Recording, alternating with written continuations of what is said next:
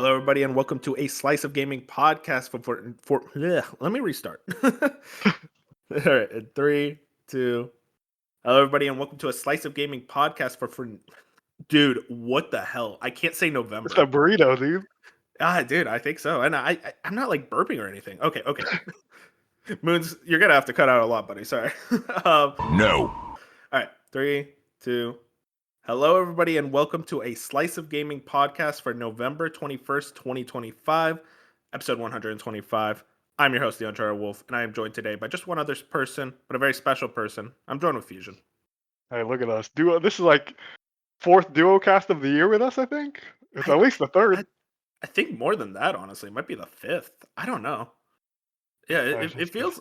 Yeah, because the reason we're doing a duo cast for this week, since you would think it would be big for Game Award nominations, we're gonna do our actual like real predictions and like award predictions and whatnot next week, where we can get more people on. So this week we want to do a lighter show, but I still have some fun things planned for Fusion. He doesn't know about. I'm That's excited. scary. But yeah, it's a pretty big week, all things considered. You know what this week was, Fusion? It was so much smoke, and the fires are not ready yet. Yep. Where, got like obviously the Smoke of Game Awards season, but there was a big smokestack, and that's around Half-Life 3, which we kept hearing about. Oh, it's gonna get revealed this week, and it still hasn't been revealed. But the whole week has been like, hey, this may be happening. Oh, it might be closer than you think, and like people teasing. It's kind of insane to think about. We are living in a time where, oh, Half-Life 3 will get revealed soon. The game that's famous for never existing. Yeah, it's odd that we had a couple people. Well, at least we know of one person last week who said like something not gigantic, Yeah. but something on the Mike scale of a Straw. GTA would Yeah. be this week, and so far it hasn't. So like, I don't like. I'm at the like my thing now is like Half-Life 3 wasn't announced this week. I think they're saving it for the Game Awards. Now I could be wrong and it's Mm. next week or whatever, but like it feels like this was the week to announce it if they weren't going to do it at the Game Awards. Yeah, man, it's at that point though where I feel like Valve really values their marketing beats, and they're also the one company, or they're one of like a very few companies where it's like we don't need a stage to announce a game. Like Rockstar is on that, and I think Valve is the other one where it's like they could literally just put out a trailer for Half-Life 3 as we're recording right now and just say, hey, it's coming out in March. See you then. And it's like, holy shit. And so that's gonna get like 500,000 like likes on Twitter, probably like 5 million views all around the place. Like everyone will know about it. Mm-hmm. Well, we will see what happens with Half-Life 3. We'll probably do some predictions about it.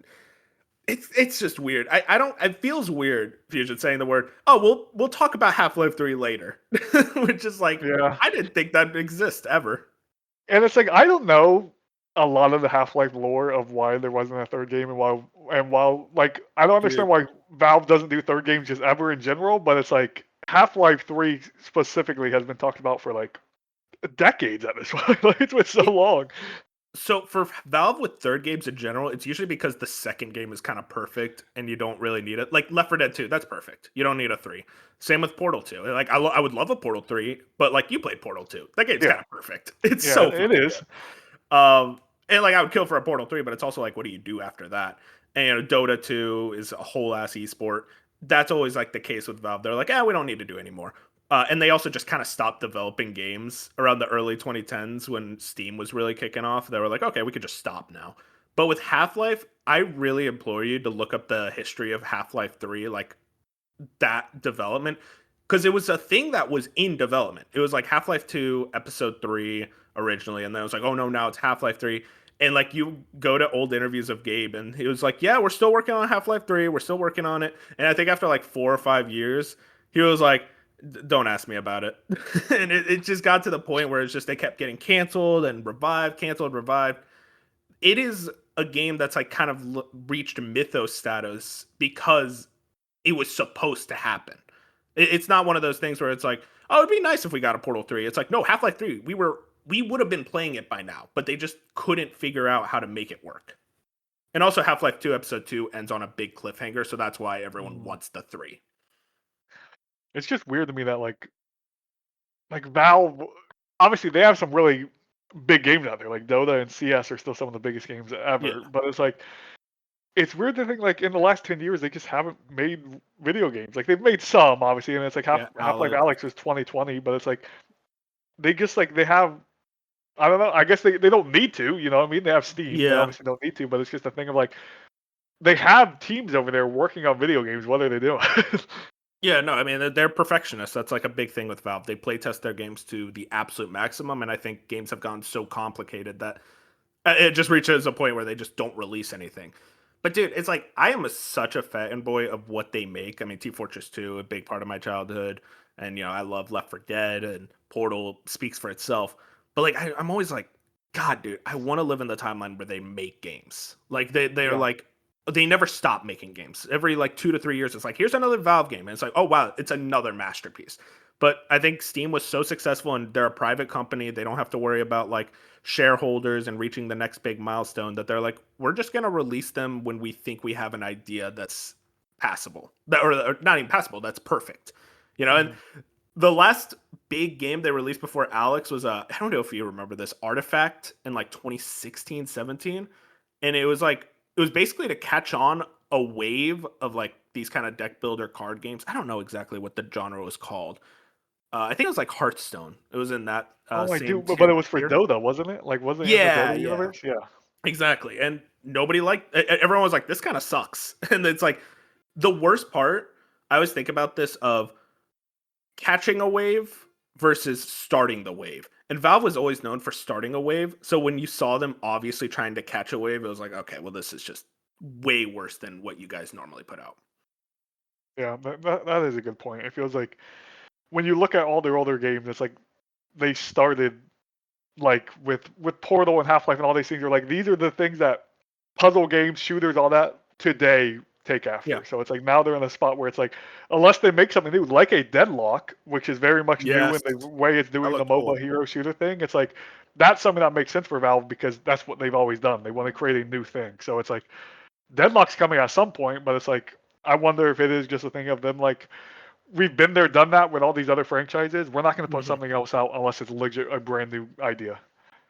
Yeah, no, 100%. I think, I mean, like you said, they always are on the cusp of creating these groundbreaking ideas and models. And, I mean, even like their more modern stuff like CSGO, like they kind of broke the ground for like, in a sad way, a store where you could sell the skins and whatnot. Yeah, And that was groundbreaking in a bad way. And I don't really like them for that specifically. I've never really liked how they ran CSGO in that way. But even then, like you can't take that away, that they know what they're doing. They have arguably some of the most talented developers in the world. They just keep them in a cube and don't let them come out until they make a game every like 5 or 6 years.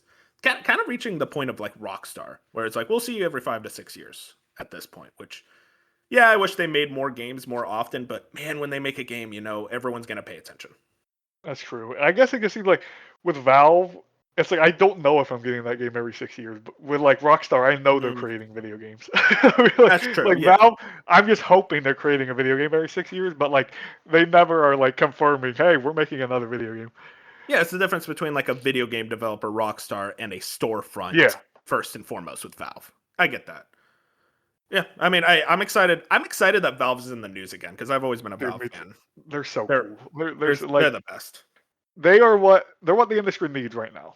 And A like hundred I'm percent. hoping this isn't like I know people always say it was where it's like, well, when Gabe retires, who knows what Valve becomes. It's like I still Yeah, like I hope there's people there that like can take what Gabe did and like continue it on because that is a big worry. It's like what happens if Gabe retires and all this just goes to shit? Like it's just not yeah. the same, but like I mean, yeah. I mean, the thing is like a lot of Valve, like the alumni, like the people that founded the company with Gabe. I think most of them are still there. So probably like the next in line would be someone else that worked with Gabe and understands like what the company needs to do. yeah. And I mean he's not that old. I'm pretty sure he's early Yeah, he's like, 60s. Like he could yeah. easy be in the industry another He 20 years did. if he wanted to.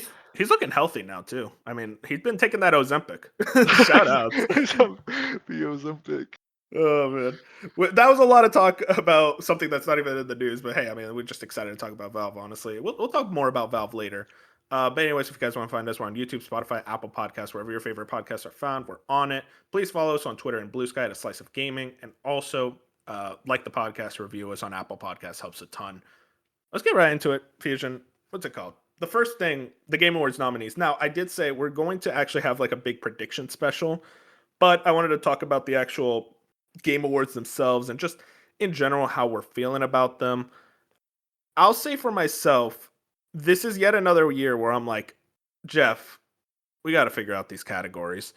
And I don't know. I think there's some disagreements. I'm interested to get into it with you, but it feels like, for one, a lot of the categories are like silly, like best family game, best fighting game, and I'll definitely get into best fighting game. That is a fascinating one. But like even to the point of like best sim slash strategy, why are those together? I feel like to me the biggest problem with the Game Awards as an award ceremony that I've always had is just the categories, and it feels like every year I'm like, okay, Jeff, add a category, add some categories to just give more games some spotlight, give more games reasons to be on this list, like other games that normally wouldn't be. But like, it's to the point of like best RPG, and I noticed this, and it's like all five of them or four of them are Western RPGs. Only one, Monster Hunter Wilds, is a Japanese RPG, and I think only Clair Obscur is the turn-based one. And I always look at it, I'm like, why don't we do best turn-based and best action RPG? Because at this point, RPG literally is such a nebulous term for games because so many games have RPG elements. So it's like, let's try to spread the wealth, give more games that chance to be able to be nominated and win these awards. I've just never been a big fan of the Game Awards categories because they're so oddly broad and whatnot. How do you feel? I feel a similar way, especially with RPG. I think what's really hard is I think Jeff just has to be more like flexible with with what categories we get every year. Where it's like because we could separate action and turn-based RPGs, but Yeah. let's be honest, there's probably not five good turn-based RPGs every year. You know what I mean? So it's like Oh, you'd be surprised, dude. Those turn-based RPG fans on Twitter, when this I happened, they were like, mean "Hey, but there was this, there was that." true, but But like the I get what critics you're aren't saying. getting to it. You know what I mean? Like there's Yeah, like so many games a year where it's like in a perfect world, yeah, that would be awesome. I mean that's with But fighting, then honestly. yeah, same thing with fighting where it's like this year would have been a perfect year to probably just cut the fighting category and add something else. Where it's like that's Yeah, kind of shitty, but like the add it. 5 games, there's 2 collections on there or something. Like this Yeah, bring isn't. back fighting next year when it looks way better for fighting Yeah, games. There's so many and I more. remember Jeff said that. I don't know if it was last year or the year before when someone brought this up to him also in an interview, and he was like, "Yeah, we do a thing where it's like we look at the categories, we have our ones that will always be there every year, and then we add and subtract new ones or old ones or whatever." But it feels like the last 2 years that's just not true. Like it's been the same categories no matter what the industry looks like. It's like Hmm. I feel like I get it's hard, and you do want some type of stability every year, so certain awards are recognizable. But it's like 2 years ago, I think of when we had all those horror remakes. Like best horror should have been a category. Like we should have had like when it was Dead Space, Alan Wake, like a bunch of stuff came out in the same year. That would have been a nice year to have Yeah. that as a category. Or like Hmm. I think it was last year where we had way more turn-based JRPGs specifically. It's like turn-based could have been a thing last year. This year, maybe not as much, but it's like Yeah. I think that would work better. But again, I think it's a thing of he wants you every year to be able to go on his site and know what the categories mean every single year and just vote on them, get through them, and do them. So you know what to expect. But it would be nice to like have your normal and then switch it up every single year, I'm right there or with you. as you should. You know what I mean? Like as the year unfolds. Yeah, I get what you're saying. It's one of those things where it's like we should be more flexible with how these awards are guaranteed, or go with something. I just it really comes down to the genres for me, where it's like I don't know why we're like celebrating like specifically saying game genres. I feel like there's so many more categories that we could kind of parse from. I mean, like best remake remaster, I feel like I've been like championing for years and years and years, and it never ever gets in. And I'm like, this year especially with stuff like Metal Gear and Oblivion, it's like those got nominated for nothing. And I'm not sitting here like, oh, it should have taken a spot for Game of the Year or Game Direction, but it's like give them a category that's like, hey, these guys did an amazing job with this remake. Let's give them that like celebratory. Here you go. And you know what's funny? They had a best remaster or some type of remake remaster category in like 2014, and then they just never did it again. I'm like, why? It feels like the best place to get something like that. I don't know. I feel like it just comes down to it's Jeff's award show. He can do what he wants, but I feel like I really want the awards of the Game Awards to hit really hard, and it never does for me. Mhm. Yeah, I still it's hard because I still really enjoy it, and I'm not as cynical when it comes to the awards as like a lot of people. Like I care about the awards, I like the awards, but I'll be honest, I care more about the announcements, like the games we're gonna get and the trailers and all that. So like it's never a big deal. Like this year, we'll get into it, but like one of my favorite games of this year didn't get a nomination at all, and that kind of like made me upset. But Yeah. like, there's nothing I personally can do to change that. That's just the critics not getting around to it. Whatever it is, what it is. You know what I mean? And it's like Mhm. there's not a perfect award show. Like you look at Dice, Joystick, none of them are perfect. And to be Oh, honest, for yeah. all the flack that Jeff gets, his is probably the closest to what we want. So it's like, Yeah. so I don't know. At the end of the day, it's like we're never gonna have a perfect award show. I think it does get better every year. I think Jeff just has to hone in a little bit of specifically with genres and categories and all that a little bit more. But it's also like this is obviously working. It's the biggest thing every year in the gaming landscape every single year. You know what I mean? Like Mhm. we're only complaining about it because we're the hardcore nerds who do video game podcasts. But for the large majority out there, people just don't care. You know what I mean? They're just like, okay, Yeah. these 5 games got nominated for this category. That's cool, and then they move on. Exactly. I do want to shout out. I'm really happy to see Silent Hill F get more category nominations than I expected. I expected a lot of people wouldn't have voted for it, but shout out, it got audio design, it got performance. I voted for it in both those categories. I don't think it's gonna win, but I'm glad it's in it. Any games you're happy about getting nominated? I am happy. Like I figured it was gonna get nominated, but I'm happy that Hades 2 didn't get like screwed from early access. Like we've seen it before, where it's like Hades 2 was in early access for 2 years or whatever it was. I was worried that when 1.0 came out, that it wasn't going to get the nominations it deserved, but it seems like I mean they got nominated for like 5 different things, including the Game of the Year. So like I'm very happy about that.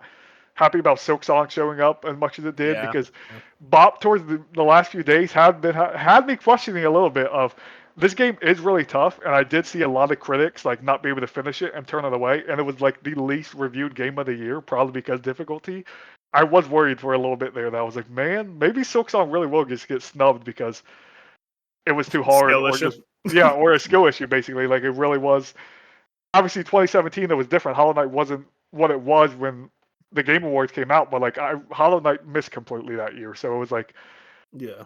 I was just worried that that would double up and happen. But no, I was pretty. There was not again Citizen Sleeper 2. I wish showed up at least in best narrative. I would have loved it, but like Or best it is what it independent. is. Yeah, or like I thought it was a lock for best indie. Like it's an 88 on OpenCritic. I just again I Mm, think it was just like not enough people. 12 people. 12 people Yeah. played it. It was like so that is what it is. But yeah, I'm not. This is probably the happiest I've been with nominations, honestly, in a while. Where it's just like in every category I look at games, I'm like 3 of these 5 at least could win, and I wouldn't like I'd be happy with. Yeah. I think for me, there's some things that I feel like it's like, I wish Mario Kart World was in best score in music because that's like 200 plus remixes of iconic Mario tracks. I feel like I still listen to that soundtrack all the time. So it would have been nice to at least get a nomination there. Um, I do got to talk about best adaptation. That category is very funny because it really just depends on the quality of, like we said, maybe we could just take it away for this year because the nominees were a Minecraft movie, Devil May Cry, Splinter Cell Death Watch, Fusion, your favorite, Last of Us Season 2, and Until Dawn. What a So row of that's movies. hilarious. Dude, it's crazy to me. I look at this and I'm like, Sonic 3 was eligible for this. And people really like that movie. And also, what else was eligible? Twisted Metal Season 2, a show that a lot of people really liked. And those weren't nominated, but Until Dawn and a Minecraft movie were. I joke about liking a Minecraft movie. It is horrible. It is not a good movie. I like it because it's funny, but it's horrible. So the fact that that got nominated over Twisted Metal Season 2, which everyone who I've talked to about it is like, yo, that show fucking bangs in Season 2. It's a weird category. I feel like we don't need it. Also, one other thing, I really love how most anticipated game it's just gonna go to GTA 6 again. At this point, I feel like Rockstar's delaying the game so they could just keep winning that award because this is getting hilarious. Yeah, that is It's a little annoying. Obviously, it is what it is. But it's a little annoying that it's just gonna keep winning it until it comes out. Yeah. I But it's mean, like, it's the thing but is, it is the most anticipated. Like it is, you know what I mean? But it's also a pretty funny category if you think about it. It's like, oh, the game we're most excited for? Okay, I yeah, guess. Which, I mean, yeah, sure. It is just going to go to GTA 6 again at that point. They might as well just rename the category. was Um, is but Witcher yeah, in that category? yeah, Witcher 4 was. It's kind of cool. One thing cool about the joystick awards is they release like the percentage, and I was shocked that GTA Yeah, 6 won that's their most interesting. anticipated, but Witcher 4 lost by 2%. I was like, well, Oh, I did wow. not So think it would be close. that close. And I doubt that changes at the Game Awards, but like I just thought it was interesting how close those were. Yeah, it's a funny selection because I don't know if these would be my five. Because GTA 6, yeah. Marvel's Wolverine, that makes sense. Resident Evil Requiem. Witcher 4, that's interesting because that's not looking to be a 2026 game. And I Mhm. guess it's not, it's just most anticipated in general and not just 2026 games. But I found the weird one was 007 First Light. I know that game's going to be pretty good. I'm actually very interested, if not excited for it. But it's like, man, would that be in the top five most anticipated, you think, of like the average gamer? I think if it was Hitman, no, but I think it has the James Bond buff. Like it being a Yeah. James Bond thing and like people knowing the movies, people knowing the franchise. I think that's what got it up there. All right. And also, I want to shout out the esports categories because it feels like every year I almost think you should just have a separate ballot of like esports categories because every person I see is like, oh, I don't know, I'll vote for this guy because I like this game, I guess. Yeah, it's like, and they didn't even put Faker on this year, which I know Yeah, Mike that's from Kind of crazy. Funny was talking about it, but That's like insane. Even I know Faker. He I think, deserves it. but Faker is kind of that thing of like it could be like GTA every year. Like if you Yeah, put but Faker like, on the list, it's like who probably gets it every year. But it's weird that like I doubt that's why it's happened. People maybe just don't know him somehow, which doesn't make sense. If you're voting it in the esports categories, you know who he is. But I think it could be mhm, that thing where for anyone who watches sports or you, it's like LeBron James could have won MVP every year yeah, for a decade straight, and it's just like it just didn't happen. Sometimes he you want to wasn't give even it to someone nominated else. because you want to give someone else their flowers. That's how it feels specifically with the esports categories every year, where it's like Mhm. they could pick the same people all the time, but it seems to me like they do try to go in there and be like, well, who won last year? Who was nominated? Let's switch it up. I want to talk also. There was a graph. I don't have it pulled up now, but they talk about the most nominations. Claire Obscure has the most nominations for an individual game. Publisher was Sony, which is interesting. I'm starting to believe that Sony bump fusion. You know, the Xbox tax Bob was talking about. Maybe he wasn't so different because Yote and Death Stranding 2 were nominated for a lot of categories as well.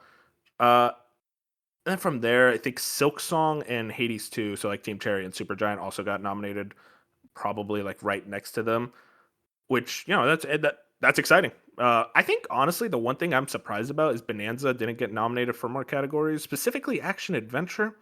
I feel like that was a weird call not to put it there because I feel like that's a game of the year nominee. So to have it not be in the action adventure category when that's what that game's genre is, but to Yeah, put Indiana Jones, which I don't want to be that guy, Fusion. I really don't want to be that guy. that's I the can't Xbox tax. I can't imagine saying in a year like 2025, yo, we gotta shout out Indiana Jones from 2024. Shut up. You guys got one good game, and suddenly it's like, yeah, this is our game. Sorry, I'm being a funny. Okay, I just gotta Wait say. till Bob listens to this. Oh yeah, he's gonna go. No, Wolf. They shouldn't have made Wolfenstein 3. They should have made a licensed IP game. Sorry, I'm getting mad. But yeah. Otherwise, I don't know. It to me, it's like it's the game award. It's whatever. This award show. A lot of people take it as gospel. I think that's fucking insane. No award show should be taken as like the right opinion. You know whose opinion is the most right is yourself. And of course, the Sagis. Check us out on January. I don't know, 5th, 6th. We'll see. Otherwise, it's just another award show. Doesn't really matter at the grand scheme of things. You know what matters is sales. And hey, guess what? Game of the Hold on, year. let me You ask you look at this real all quick. these games. Oh, sorry. I just real quick. I want to shout out Okay. all these games in the game of the year list. Claire Obscure 5 million. Death Stranding 2. I actually don't know. Was that 2 million or 3 million? But it sold pretty well. I I think don't Kojima know. said they were pretty happy with that. Donkey Kong Bonanza is sitting at around like 4 million at this point. Hades 2 selling very well. Silk Song is at like 6 or 7 million. Kingdom Come Deliverance 2 recently at 4 million. Hey, guess what? Those games are selling well. That's all that truly matters. Is a lot of people are playing these phenomenal video games. And they'll sell even better after this, hopefully. Like more Oh yeah, publicity, more eyes on. But I was gonna ask, yeah. What's up? I haven't played Silent Hill F, so like I don't know. That's what I'm asking you. Do you? I know a lot of people online right now are really mad that Dispatch didn't get in on Best Narrative.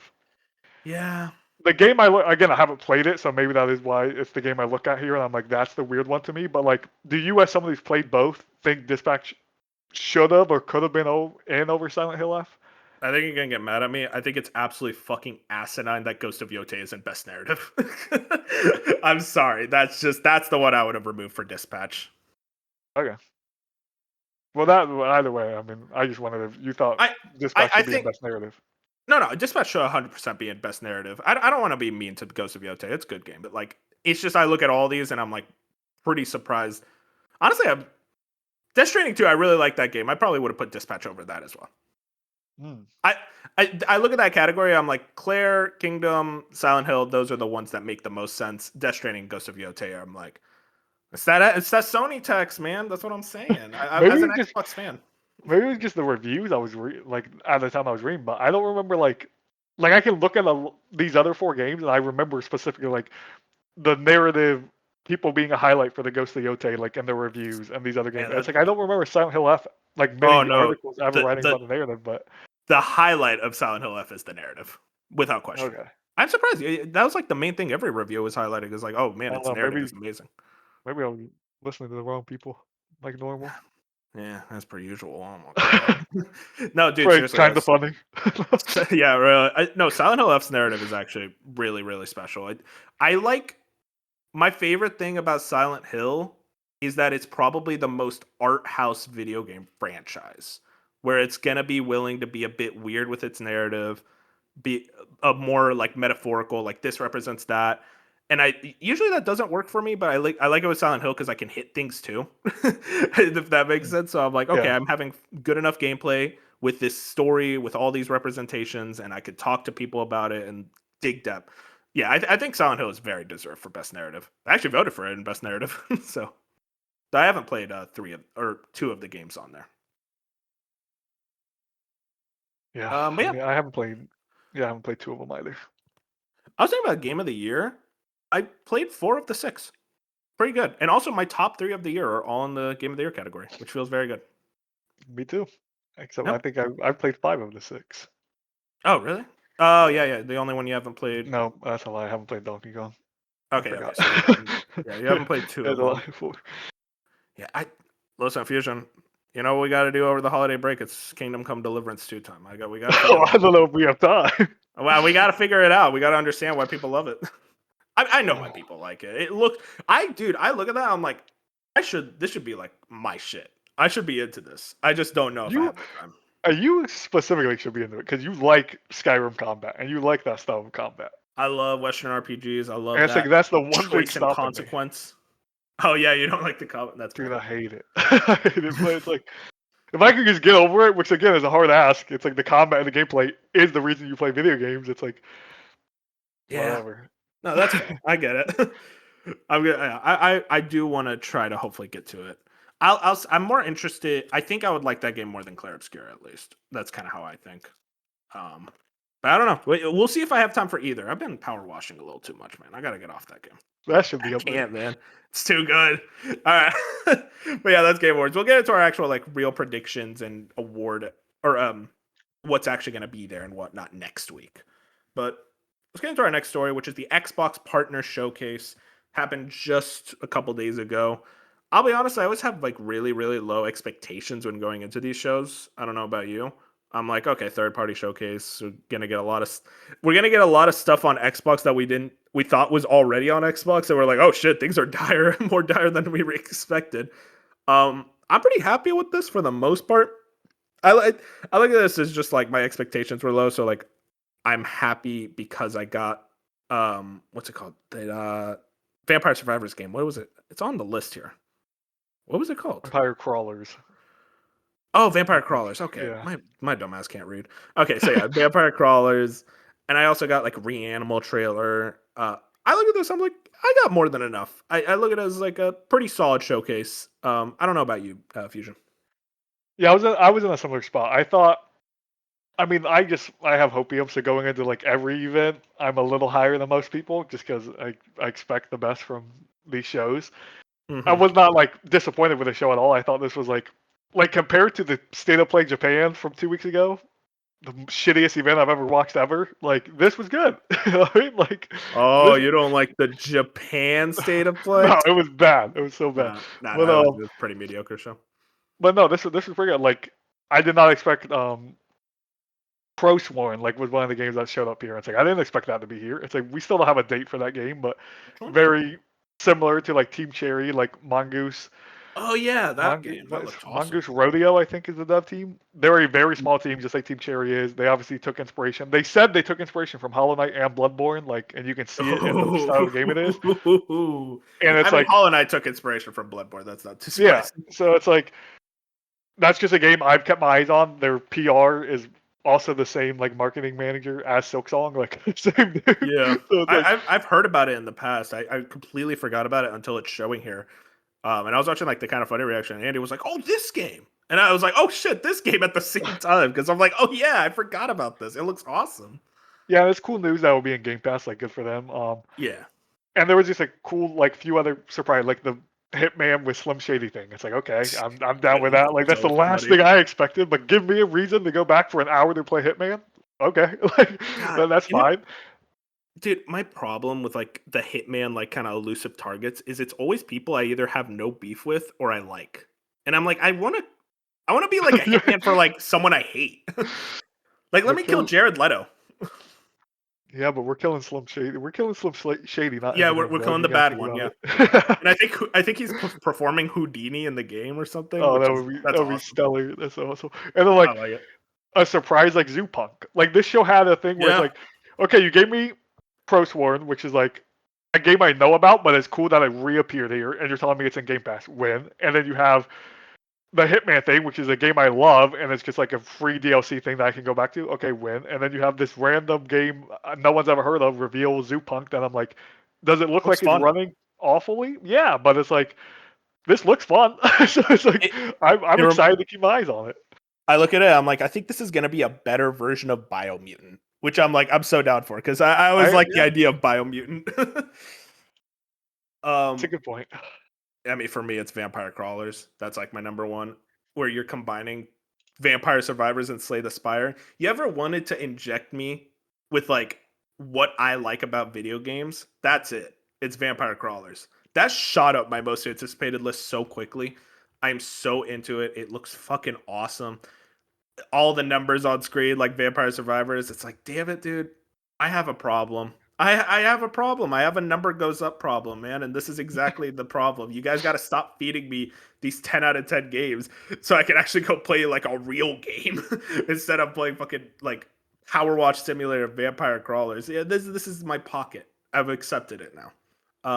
But otherwise, I will say the 007 thing was pretty So lame. fucking Saying, dumb. "Oh guys, the car is in the game." I didn't really I I watched one 007 like James Bond movie. Yeah. I've never associated 007 as like, "Oh fuck yeah, the car." It's like that's never been my thought with James Bond. I'm always like, "Oh, the guns, the gadgets." I've never thought, "Oh, the car." Yes, dude. That's like a bop excitement. I'm sorry, we keep mentioning bop. We got to stop. It's like it's just that thing where it's like, yeah, sure, we probably didn't need another 5 minute gameplay clip of this game because we've seen a lot of it at this point. But it's like, Mhm. don't as Xbox, don't market it as like the top game on your list. Like Yeah. when they brought this event up, they're like, we're gonna have 007 new content, like front and center. This was your thing. And it's like this is what you add a 30-second like, hey, we have the car little video. It's like this is not. Mhm. I'm sure some people out there were excited, especially big James Bond fan. But it's like I just expected a little bit more, something more to show people like, hey, this game's looking better than the last time you saw it, because the last time we saw it was very Frame rate, yeah. yeah, divisive. Where it's like some people really like what they saw, and other people were like, well, this looks cool, but for one, it looks like it runs like shit. So Yeah. like, there was a lot of issues with that last showing where it's like this could have been another time where a few months later or whatever, however long it's been since the last time we've seen it, it's like, hey, here's another 2 minute trailer that hopefully the game is looking better. You know what they should have done, Fusion, is like play that car trailer and then at the end go, hey guys, you remember that clip of like the exploding barrels where the game like tanked in frame rate? And then just play the clip again, but it's like running at a perfect 60. It's like we listened, we fixed it. A That's it. side by side turns into a digital foundry video. They're like, Yes, now hold up. exactly. This was on We our last saw. build. I think that what really is going to happen here is this will be at TGA in 3 weeks. So I'm Yeah, sure they probably. didn't want to double up here, and it's going to be that thing where it will be at TGA because James Bond is a huge IP. Like it will be at. This is something Jeff Mhm. Keighley would love to have, so it's going to be something he gets. Where the game, when TGA comes around, the game's going to be 3 months away, basically 4 months away. That's your like last big put all eyes on before you put a launch trailer out in like March of next year or whatever. Yeah. We're gonna talk about it eventually, but it's like, man, 2026 looking kind of crazy. That year is pretty insane, and I feel like we just came off a very strong year with 2025, which, damn, there's too many games. I I would kill. I want, you know what I want, Fusion? I want like us to go like finish 2026. We're playing all these great games, and then we look ahead at 2027. It's like that looks like a down year. It's like it is a down year. I'm like, sweet, I can catch up on other stuff now But because like, I have not have time for all these games. I hope you're right. But then it's like when I think of 2027 already, I'm like Intergalactic, The Witcher. Like there's games that's like I You don't know what we know. need? You know what we need? We need like, okay, Witcher 4 and Intergalactic. That takes 2027. No more big games. It's like, all right, Yeah, I'm not with that. those are the It's two. just 2 games and then there's Yep. nothing else. And it's like, oh, here's some indies every now and then. And it's like, okay, there. That's all I want. I want like something close to a 2022 where there was just a lot of like good sevens and eights. And it's like, okay, I can like just bounce off these. And Yeah. then like the couple of like tens with like God of War and Elden Ring. But yeah, shout outs to the show. Do you have anything else you want to shout out? I think. Oh, Tides of Annihilation. I do want to bring that up actually. That game looks awesome. Um, very, very stellar. It didn't look like it was running perfectly, which honestly, I'm actually glad because I'm like, okay, it looks more real. With a lot of these type of games where it's like, it reminds me of like Black Myth Wukong for years, and it's like that game doesn't exist, and then it actually existed and it came out. I'm open with Tides of Annihilation. It's that game doesn't exist, and it also eventually comes out. But like what I saw here, I'm like, damn, this just looks absolutely incredible. I love the like tone of it, the Arthurian legend. I feel like there's not a lot of games that take off after Arthurian legend. So to really go into that and just looks like a pretty fun combat system. I hope it's not style over substance. I hope the combat is actually pretty fun in and of itself. Because I think that was a problem that affected both Black Myth Wukong and even Stellar Blade, a game I enjoyed quite a bit. I really hope it's like, okay, this combat actually rocks as well. And this is this devs team's first game also, right? Like this is their Yeah, I think so. yeah. So it's like I like you said, echo everything you said. I think this looks awesome. I think every time we see it, it looks great. I think just having Jennifer English in your game as the voice actress is Yeah, gonna she's get great. people's eyes on I mean, because Baldur's like Gate 3, man. yeah, I would say Baldur's Gate. She's in Clerks Hero. She's in Elden Ring. She's in. She's in She's in Elden a Ring? lot. Yeah, I think a side character. I forget her name. Like Oh, Linux or something. She's in that game though. I don't know if it's a big role, but I Linux. just remember her being in that game. There she is. She, Oh, Latenna the Alban. Oh, wait. Oh, oh, God. I know this character. I would say without this. I never start with an L, but yeah, she's in that thing where it's like, believe it or not, like I've already seen on Twitter, people be like, I will play anything with her in it. Like that, when you become That's fans of fun. these voice actresses, I think there's people like Laura Bailey's to that scale, where it's like, if I Yeah, see a Troy Laura Bailey thing, Baker. yeah, Troy, I'm in. Like whatever it is, whatever she's Hmm. doing, put me in there. Like I want to see the performance. So it's like, just even having her is a nice boost. And like you said, this looks more and more like a real video game every time we see it, which is what we want from these games. Where it's like the first time we see a brand new dev studio, we're like, I don't know, man. Like this looks all too good to be true. But no, this looks awesome, and the fact that it's all, like it's showing at the Xbox showcase and PlayStation things, and like all these other events, and not just like specifically one event. It's like I'm really confident in this one compared to like other quote unquote fake video. Like I'm more confident in this than Crimson Desert. And it's like we've seen Crimson Desert Yeah. 60 Man. times, and like I don't think Crimson Desert is a fake game, but it's like with all the delays and everything, it's like it gets a little sketchy over there. Yeah. Crimson Desert is one. I feel like Crimson Desert has a higher chance of like being like, oh my God, it's one of my, or no, not higher chance. I mean, it has a higher ceiling where it's like, this could be one of my all timers, but it also has a lower floor where it's like, this could suck. Where I feel like Tides of Annihilation, it's like there's a higher like floor, but I don't know if it can reach the same level. But also, at the end of the day, it's like, as you said, it feels like both these games feel kind of like a ways away. Even though Crimson Desert is March, I'm like, I Yeah. don't know if I believe y'all. Because, like, look at that game. And did they say Tides of Annihilation is 2026? No, they just said coming soon. Okay. Because like I could see because we've seen even the first time we saw that game, it was like 10 minutes of gameplay. Like they just dropped it out of nowhere and they're like, Yeah, "Here's this 10 it was minutes a of game." So lot. like we've seen a lot of gameplay for this game already. Now have it's been a lot of on rail stuff. We haven't seen like other like specific like go accepting this Like a quest guy whatever. walking around Yeah, grabbing items and shit. like we haven't seen like actual crazy things yet. But it's like I wouldn't be surprised if this is like 2026 game. But I feel like it gets in a situation where if it is next year, it's got to be that second half, and then you're getting close to GTA, and then you can't release. Yeah. It's like I don't want this to be the middle of August game like Lost Soul Aside was, where it's just like no one's played it, no one ever has played it, and it's just I think if the moves on. game is good enough, it will be okay. Lost Soul Aside was like a 60. It was like, That is true. you could That is skip true. it. So maybe I It's just just don't want them to put it in August, just because I feel like if you release in August as this type of game, you're a 60. Like that's my mind. Is like this is like you have to be over the summer or like October. Like you got to be in a specific spot for this type of game where I'm like, okay, they have Oh man. belief in what they're doing. You know what else released in August around this time? I just realized. You just supported my point finally. After all this time, Fusion. You know what else? Black Myth Wukong. You just called it a 60. 83 on Open Critic. Oh no, but like in your heart it's a 60. Yeah, I know No, you felt in my that. heart, I like that game. Oh, sorry. You let Shroud influence your opinion on Wukong too much. You were like, it's an I 80 know. actually. I know. Arc Raiders should be up there. Biggest snub. I think it was multiplayer. That's pretty good. It wasn't It might win multiplayer. though. It's Yeah. it should win, but I think Battlefield actually will most likely win. Honestly, Peak might win that one, genuinely. Oh, Peak is in that category. Yeah, Yeah. it's interesting. Yeah. It's an interesting category. Well, that's it for the Xbox Partner Showcase. Better than expected. I'll say that. Let's move into our next story. Shinobi brings this up. Ubisoft announces completion of the $1.3 billion Tencent investment deal in Vantage Studio, the division in charge of Assassin's Creed, Far Cry, and the Rainbow Six franchises. Quote, it brings our creative houses model to life with the ambition to accelerate the growth of our flagship franchises on their path to become annual billion-euro brands, says CEO Yves Guillemot. Tencent now holds a 26.32% stake in Vantage Studio, which remains controlled by Ubisoft. So this is something that we were kind of following for a while. This whole Ubisoft Tencent.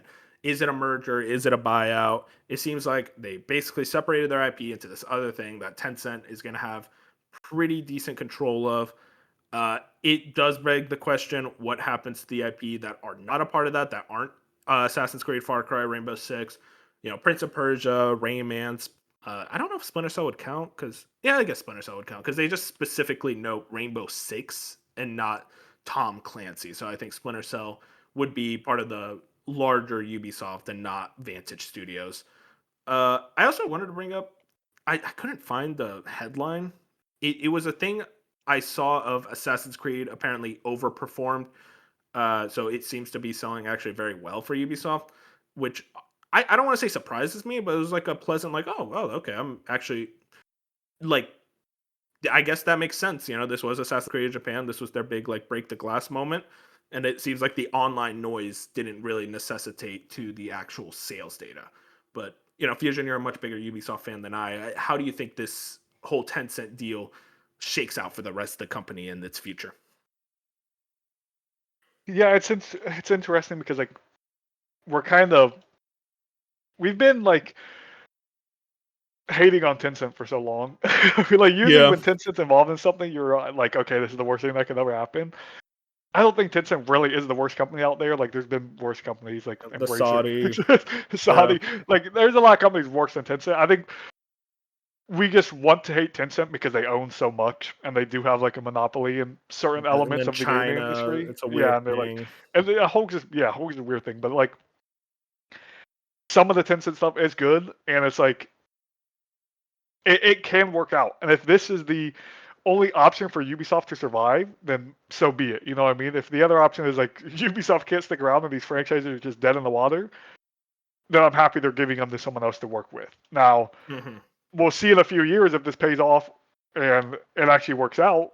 because you do have a concern where it's like, okay, none of this works, and then all these franchises are dead. You know what I mean? They just don't work out.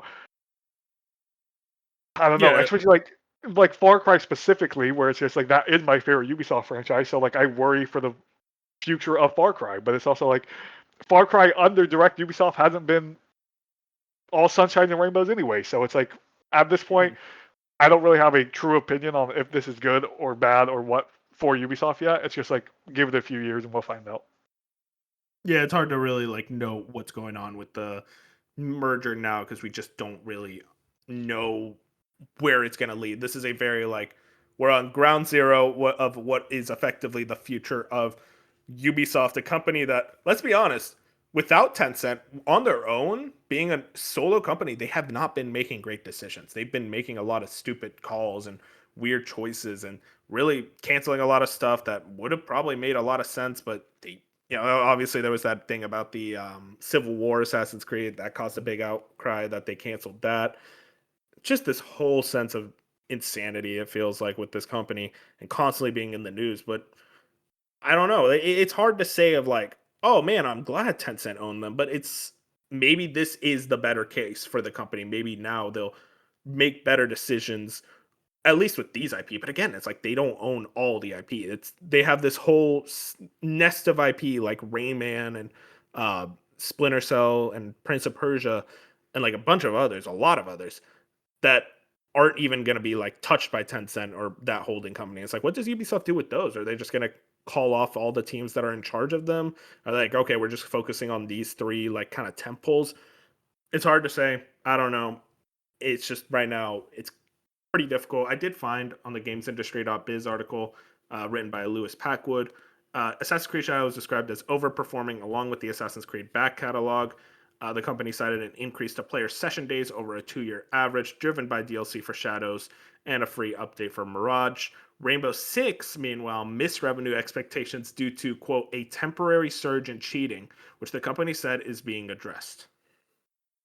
I found that pretty interesting to specifically note Rainbow Six is underperforming because of cheaters, which, man, cheaters are just the worst. They ruin everything. Yeah, and they've been as a someone who, I mean, I have over 1,000 hours in Rainbow Six Siege. My God. That game just in the last year specifically have just completely went downhill. Not even just from the cheaters, but Wow, ever really? since they added rank 2.0, they completely overhauled the rank system. Everyone hated it. They've never fixed it. It hasn't been fixed since. It's just honestly a mess. Like a game like that, your rank play is what keeps you alive, not your casual audience, not your quick play. Like rank play is what keeps something like that tactical shooter alive. The minute that went downhill, and then people even like Jinxie, everyone knows who Jinxie is. He was the Oh, Rainbow yeah. Six Siege guy. He stopped playing it. That's how bad the game got. It's like when your creators start leaving the game, it's not in a good spot. So it's like that's just been Yeah. the thing with Siege forever. And like people thought with Siege X earlier in June this year, where it was like the revamping of Siege and they did the engine change and they did all this stuff, which was pretty cool. They still never fixed the core gameplay loop and they never fixed the rank system and they never fixed a bunch of this other stuff. They just made the game look prettier and added a new game mode that nobody asked for. It's like, but at the same time, Rainbow Six Siege lasted 10 years. It lasted a decade. How much more did they want from this one game?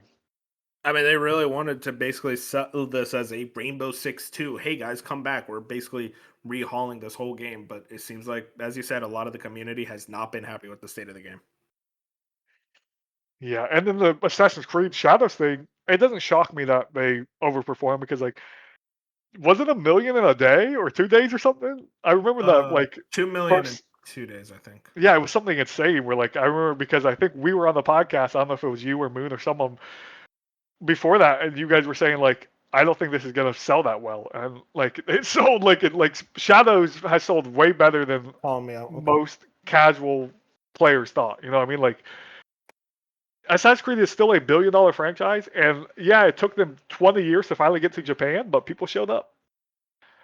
Yeah, no, you're right. People wanted Assassin's Creed in Japan. They got Assassin's Creed in Japan, and I know a good amount of people were pretty happy with that game, all things considered. So, hey, I mean, Ubisoft seems to be at least happy with that game's performance. We will see what else they got in the pipeline. It feels pretty empty, at least right now. We have that Prince of Persia: Sands of Time remake next year, and then maybe eventually Far Cry. Who knows what happened to Far Cry? I don't know. A bunch of But leaks otherwise, recently, but who knows? yeah, The leaks yeah. don't make sense to me, but What was Beyond the Good and leak? Evil's coming at some point. Believe. You want to talk about something that doesn't exist? That's a game that doesn't exist. Anyways, It let's move exists on to to our me. next. Dude, I wish it existed because it's like it'd be cool if it existed. Just prove the naysayers wrong. Either that or it's just gonna get canceled.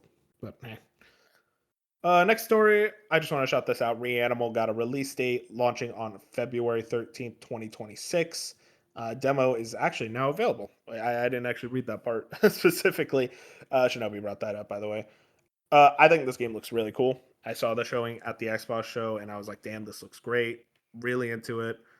More into it than I expected because I never played Little Nightmares, but it gave me a lot of inside vibes. And listen, man, Playdead is gone. We need something to fill the void because this is getting ridiculous at this point. It's been almost a decade now since Inside, so I'm looking for something to fill that void, and I'm hoping Reanimal could maybe do that. Yeah, shout Jack because he's like been wanting this game so badly, and then like it finally Yeah. gets release date for him. It's like, so shout out Jack for getting that. This doesn't really do much for me. I think it is because of how much I hate Little Nightmares.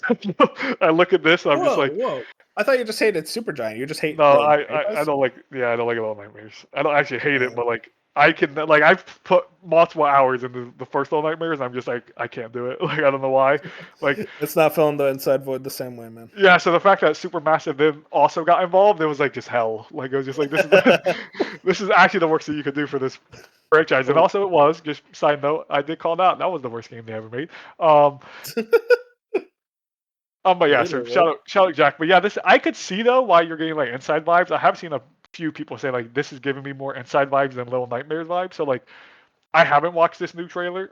I just so maybe I need to watch the new trailer and look at it again. Yeah. But I remember the last time they showed it, it looked too much like Little Nightmares for me, where it's like this. I don't know. The gameplay loop here just wasn't working, so I don't expect this one to work. But who knows? Yeah, I recommend checking it out, seeing if it does anything for you. But I get that if you're just not into Little Nightmares. I do appreciate that they just went off and said, no, we're going to do our own thing. We're not just going to make another Little Nightmares. Let's move into our next story. Steam Machine. Like I said, we were going to talk about Valve later. Here we are. It will cost like a PC, not a console, confirms Valve. Valve's new Steam Machine was announced together with a new controller and VR headset last week. This is MP First, Sam over there. The company says its price will be closer to that of a PC. The information comes from a Valve spokesperson, which suggests we shouldn't expect a console style price similar to PS5, Xbox, or Switch 2. According to Linus Sebastian from Linus Tech Tips, I did not know that was his last name. That is so funny. Who spoke with a Valve representative at a recent event. Valve doesn't plan to lower the Steam Machine's price by covering part of the production cost itself. Quote, Valve wasn't able to give any specific numbers due to rapidly evolving marketing conditions, Sebastian explained, but they will obviously have it nailed down when the Steam Machine launches Q1 2026. He added, hey, they did give me one hint though. They said that while they expect it to be very competitively priced for a PC, it will be priced like a PC rather than like a console, where games help subsidize the cost of the hardware. Hang on, there was one more quote I wanted to bring up exactly. I guess it's not in this article. I was gonna say there was one quote where he basically asked a question and the room was silent. I don't remember the exact way the quote was, but it was pretty funny. But overall, it seems like what they say, like a PC, not a console. What do you think that means exactly, Fusion? Are you saying, or is he saying like this is not going to cost 500, which I don't think anyone was expecting it to be 500. But or is it like no, there's going to be closer to 1,000 than we think actually? I think it's more of this isn't going to be $500. I don't think it will be $1,000. I think it would. It's Same. ridiculous if this is $1,000.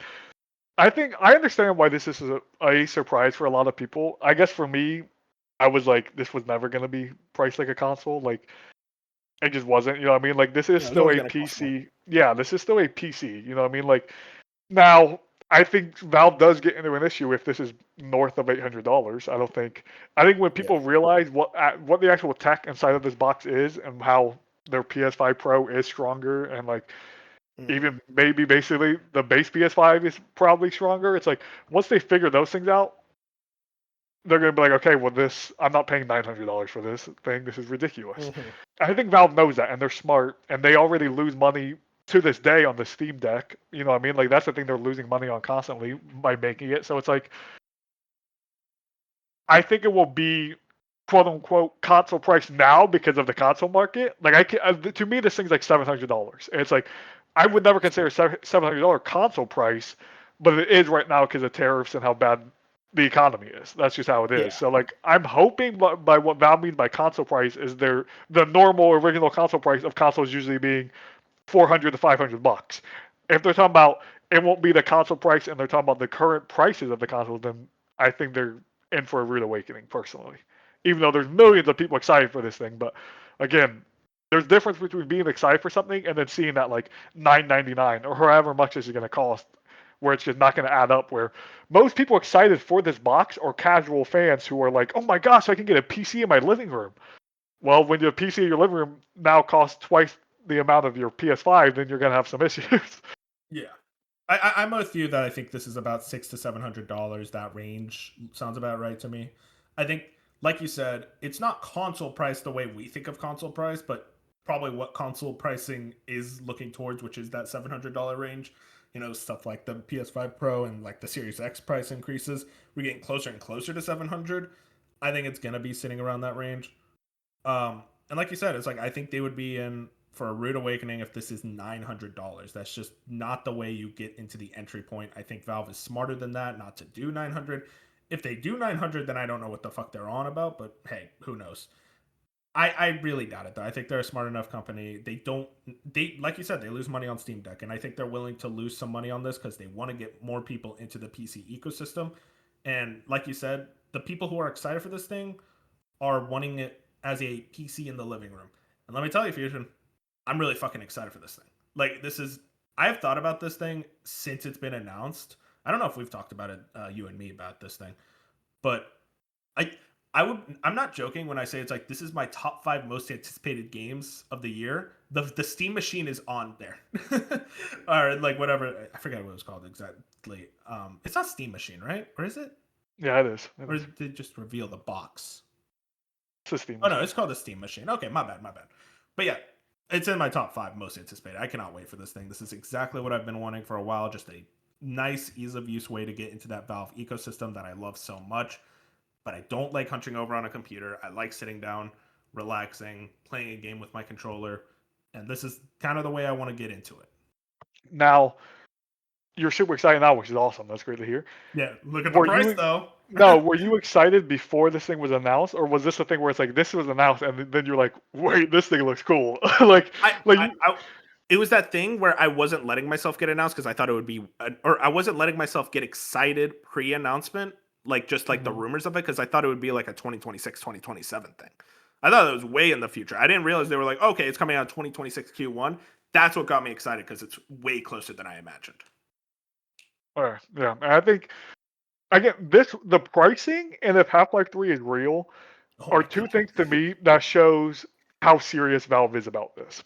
Because 100%. if they price it at a competitive price and it's like a thing where it's like and Half-Life 3 does exist and it's a launch title or something, I now think of Valve in a way of they're obviously not directly competing with Nintendo and PlayStation and Xbox and hardware, but they are getting closer to that. Hey, we want to be in the hardware spot, and I think I brought it up in the Discord before. I think Xbox kind of dying away, hopefully not forever, but Xbox wanting to already do this, Valve jumping the gun and doing it first, and seeing that thing. It's like this is perfect for Valve if they do it correctly, if they price it correctly, if Half-Life 3 doesn't have to be real. But again, these are stepping stones for Valve where it's just like Mm-hmm. take their hardware more serious. Like I know people like I think jokingly because there's no way people actually like that last Steam controller. But it's Oh, like I hate that people thing. always want that Steam controller. I still think this new one looks but ugly. Like I would never use that thing. Dude, But it's literally just the mouse pads in the center. It dude, it's looks so so bad. bad. I like everything else other than the mouse pads in the center. I'm also not a huge fan of like the four gigantic back paddles on the back. Like there's like four big Oh my paddles on the god, back yeah. where I'm not a Same. huge fan. And I like paddles That on my same here. back of controller, but like they just look really ugly. That controller is just weirdly, it's too fat. Like it's too high. Whatever you want to say, it's like But it's not also, sitting right. but also, Bluetooth. Hey, I'm putting in my dual sense. I'm putting in my Xbox controller. Yeah. So it's like because it's a PC, you'll have all these things. But like, I think Valve, we're at a spot where it's like, okay, Valve hardware after the Steam Deck, we're at a spot where it's like, okay, we can take Valve hardware seriously, not just Yeah. their software, not just Steam the store, we can start taking the hardware seriously. So I think with this launch of like the Steam machine and the Steam frame and the new controller, it's like if all of this hits for Valve, I think this could add a new element into Valve as a company and them just being like, we can expect more hardware in the future. We know we're going to get a Steam Deck 2 at some point. This is cool to me, and maybe it's just hopium, but it's cool to see as Xbox is slowly leaving hardware and leaving certain things behind. It's cool that someone else is stepping up. Now, they're not going to do it Mhm. exactly in the console way, but even Valve just being here and being like, hey, we're putting out this console thing, we're putting out this VR thing. Just Like, new that's tech, dude. fun to see. Yeah. New tech is awesome, and I think Valve knows what they're doing. I have so much trust in them, and it could immediately erode by the saying it's $1,000. It's like, okay, well, maybe you guys don't know what you're doing, but right now it's like they haven't given me a reason not to trust them, and especially when it comes to like, I think of the four, like Microsoft, Nintendo, PlayStation, and Valve, I think they're by far the most consumer friendly, and that's why I think they're gonna appropriately price it. Because also they don't have shareholders to kind of bow down to. They can just say, "Hey, we took a loss on the Steam machine, but we have people inside Valve that really wanted to make this thing, that really believed in it, so let's let it happen." Yeah, Let's move and in. yeah, and Oh, sorry, good. I'm just there with you where it's like Valve at this point has they've always felt like they are consumer first. Now again, with tariffs and everything else that messes with just They everything and still just are a life. company, Yeah, I mean, they're still a company, so we can't just sit here and act like Valve's our best friends. But again, of course. hopefully we see this price Half-Life maybe. It's like this is the stepping stones of being like, yeah, Valve, you're just awesome. Like you're just an awesome company. You're awesome people. Yep. Stay at Yeah, I'm gonna start a parasocial relationship with Gaben once it. that happens. He answers emails from like fans. I think Yeah. someone emailed him like, "Hey Gabe, what games are you playing?" It's like I'm playing Stalker 2, and when he said that, I'm like, that is the most Gabe Newell answer ever. Like it's like, yeah, of course he's playing Stalker 2. I'm sure like everyone knows at this point, or maybe everyone knows, but like when the Steam Deck launch day, he hand delivered Steam Decks to people. Yeah, I'm dude, like, he's no one fun. else would have done that. I love that dude. He is the best. Moving into our last story. This is a quick shout out, but a fun one. Dispatch has reached over 2 million players. Now, they do use the players moniker, but it's not on like Game Pass or PS Extra, so I don't know where you could get it for free. So I assume this is just 2 million sales in general, which, hell yeah. Talk about it later, but yeah, Dispatch fully deserves all those players. And the game is popping off way more than I expected it to. I mean, I see it all over Instagram and everyone's talking about it on Twitter. It's like I see like non gamer crowds really talking about it in a big way, which is just hell yes, dude. This game deserves it. 2 million's insane. This Like, the Shinobi post straight up spoils the game. By the way, this okay, fucking I'm just guy. gonna say, 2 million sales because like I don't know the comparison, but is that more than like every Telltale thing? But like, I doubt it. I think Wolf Among Us 2. Let me check. Wolf Among Us 2 doesn't exist. like Wolf Among I Us. would assume The Walking Dead's obviously up there in sales and Uh, players, but like, According to Google Gemini, sorry, Wolf Among Us has sold 1.5 millions on PC, but that doesn't mention consoles. So, assumedly, that probably is over 2 million. But, like, that's like 10 years. yeah. Let me check. The Walking Dead. I assume season one. We're doing this on the fly, people. Apparently, The Walking Dead has sold since I don't know whatever this article was posted has as The Walking Dead the series has sold over 17 million. I don't know if this Okay, is, the series, but but uh, all I can see is that over 1 million copies of the first episode alone by May 2012, but that's when the game came out. You'd have to imagine that it sold more than 1 million. Probably, if I had to guess, I would say that season one probably sold over like 5 million for the episodes. Maybe closer to 10. I don't know. But like that's kind of my like napkin math. that's fair. But either way, I wasn't. This isn't me shitting on Telltale. I was just more of like, this is crazy for Dispatch because this is the Damn, last these thing guys I are way expected. better than Telltale.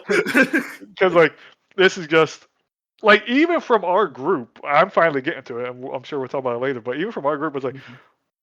half of the group who did now end up playing it was not interested in this game like at all. You know what I mean? It's Yeah, like I was one this of is a those. thing where it just like specific people like Life is Strange nerds and Telltale nerds like myself. I saw Dispatch. I'm like, yes, this is awesome.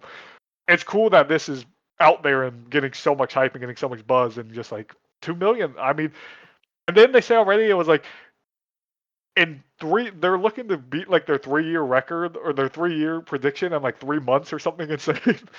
Yeah, that's insane. I mean, deserved, obviously, because at the end of the day, you make a good game, people are going to play it. But man, that's crazy to think about. Shout out to Dispatch. Great game. We'll talk about it later.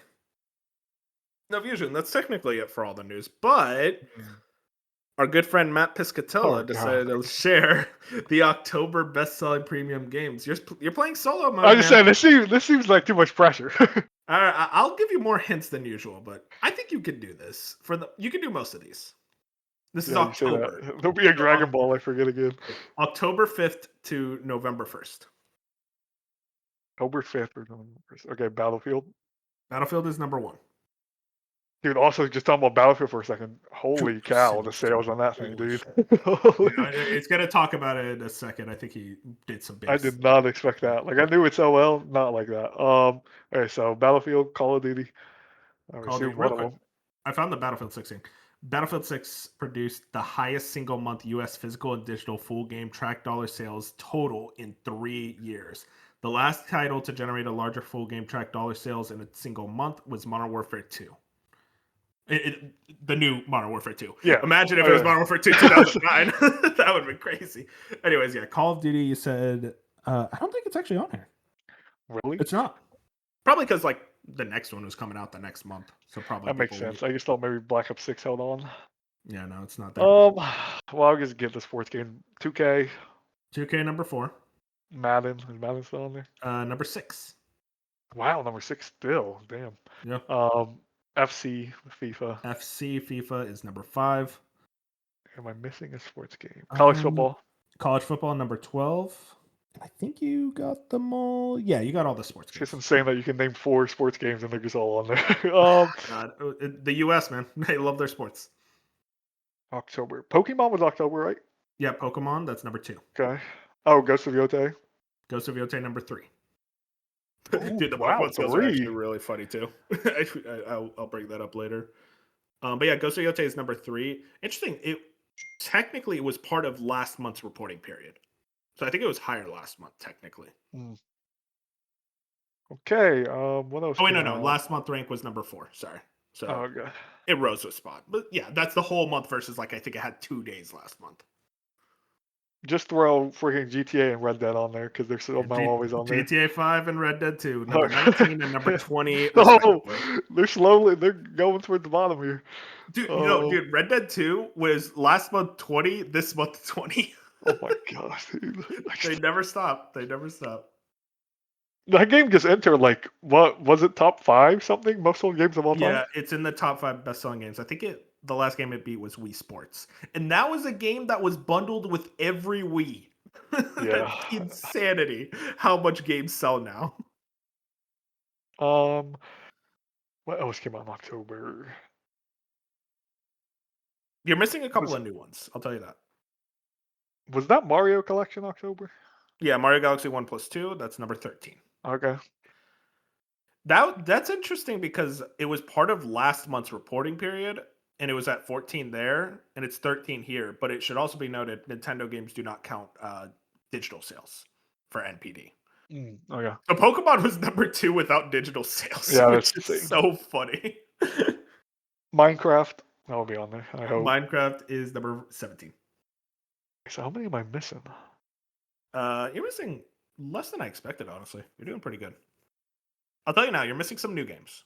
There's Some 3 new new games. games. Okay. That came out in October. Yeah, 3 new games that came out in October. 2 of them are very tied to Xbox. Outer Worlds. Outer Worlds 2 is number 7. Damn. Oh wait, Damn, you mean man, Outer good for Worlds it. 1? Outer Worlds the remake. Two near Xbox. Yeah, Those came and out one on more Xbox. near Xbox. I'll tell you now, it's not Keeper. God forbid. I Oh. wish. That would have been Look, cool. none of us have played that, by the way. Dude, I'm fucking washed. You know what the problem is? I'm gonna be real. I just don't want to turn on my Xbox. I'm gonna be real. Hey, that's Okay. fair. Oh, Ninja Gaiden. Ninja Gaiden is number 11. Still need to get to that. Dark was talking really high about it. I'll probably need hands for the other ones. We mentioned so there's one more new game. We mentioned this. today. Yeah, we literally mentioned this on the podcast earlier. It was a news story. It was kind of tied to a news story. Don't tell me Little Nightmares is on this list. Little Nightmares 3 is number 8. Oh my gosh, why? Little Nightmares 3 sold more than Borderlands 4. Oh shit. Well, okay. Oh, Well, thanks. Well, Borderlands 4 is that on there, man? Yeah, Borderlands 4 is number 10. I don't think I would have got that. So, Yeah. so It's I'm missing interesting. like 4 of them. Yeah, 5 of Borderlands them. 4 fell from 1 to 10, which is interesting. I feel like that game's not having good word of mouth. Yeah, the word of mouth is really rough, especially with the performance on PC. Yeah, and then like, what's his face just going to Twitter being like, I don't know, get a better PC. It's like what?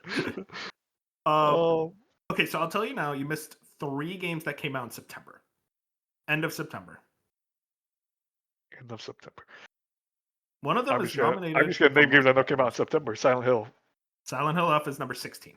Okay, Which, good for them. the fact that a Silent Hill game is at 16 that's is pretty crazy. Like for the second month of its sales. F and 2 remake both did awesome. Yeah, I'm so happy about it. Silent Hill's awesome. One is was Sonic September or August? It's September. I don't know if Sonic's on there.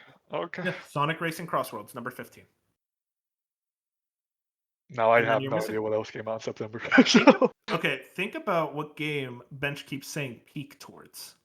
Maybe all in a single day. Oh, recent Final Fantasy Tactics. Yep, Tactics is number 14. Good for them, I guess, being up there. Dude, I can't wait till he finishes that game and goes, it was okay. After calling the first 10 hours the greatest thing he's ever played. So funny. Okay, so I don't think you're going to get this. I'll just tell it to you. Number 9 is a game that technically came out in October, but it was like the first few days, so it wasn't part of the reporting period. And it's still at number 9. It was number 9 for both, but it was like the first 5 days of October. You're just gonna have to tell me. I can tell you. Yeah, the first 5 games I know is Ghost. Oh, Digimon. Yeah, Digimon Story Time Stranger at number 9 also sold better than Borderlands 4. It's insane. That's the game. Fanatical, like the key website, is doing this thing where I don't know if you saw. If you spend $15, this is their Black Friday thing. If you spend $15 on there, at least in your cart, you get a free wheel spin, and it's like a bunch of games, or you get a $10 coupon, or like whatever. Oh, that's cool. I did a spin today as just like to see what I might have got, and it was Digimon Story. Oh, that's awesome. You'll gift it. Yeah, I want to play that. No, I mean, as in, like, I didn't spend the money, so I didn't get it. But I'm saying, like, you can go on there just to see what games they're offering. And it's like, if I would have bought something, I probably would have walked away with that. Granted, it could have been rigged, who knows, but, like... Yeah, you should have bought it, man. You should have gifted it to me. You're missing one game. I'll just tell you. Best-selling game of 2024. You know this. Helldivers. Yep, number 18. I'm so happy that it's hanging on, because that game's so good. A game that is kind of insane. It's still you couldn't play it. Okay. I think if I'm gonna say my piece on this podcast. Even if my here we go, GPU would have worked as intended, I don't think Helldivers is that good. No, you don't get it. You're a Call of Duty fan. You want to shoot other people. You don't want to work together with a team to fight the bugs and the robots. I think Arc Raiders does so much better than Helldivers. That is a crazy take. We don't need to say so much better, okay? Two legends can coexist. Helldivers is fucking awesome. I'm sorry. Look, and I respect Helldivers, I would never say Helldivers is a bad game, but I just like, I did miss the wave because of stupid GPU issues, but it's also, even if I didn't miss the wave, every time I played it, there was just something missing. I don't know if it was the difficulty curve of me being so far behind, but just... It just wasn't, and you are right. I do like PvP. I prefer PvPvE. I'm not a huge just straight up PvE player. I would at least some type of human engagement that I have to deal with. Yeah. But even then, it's like I played Destiny 2 for hundreds of hours, and that's mainly PvE. I never touched the PvP mode, so it's like. Oh man, I think we're opposite that because man, I love PvE. I'll play PvE all day with like friends. Like Left 4 Dead is an all timer. I don't know if it's just the aliens and like because I love PvP right now. I love PvP and Arc Raiders, and it's just the type of you know what it is things I'm fighting or what?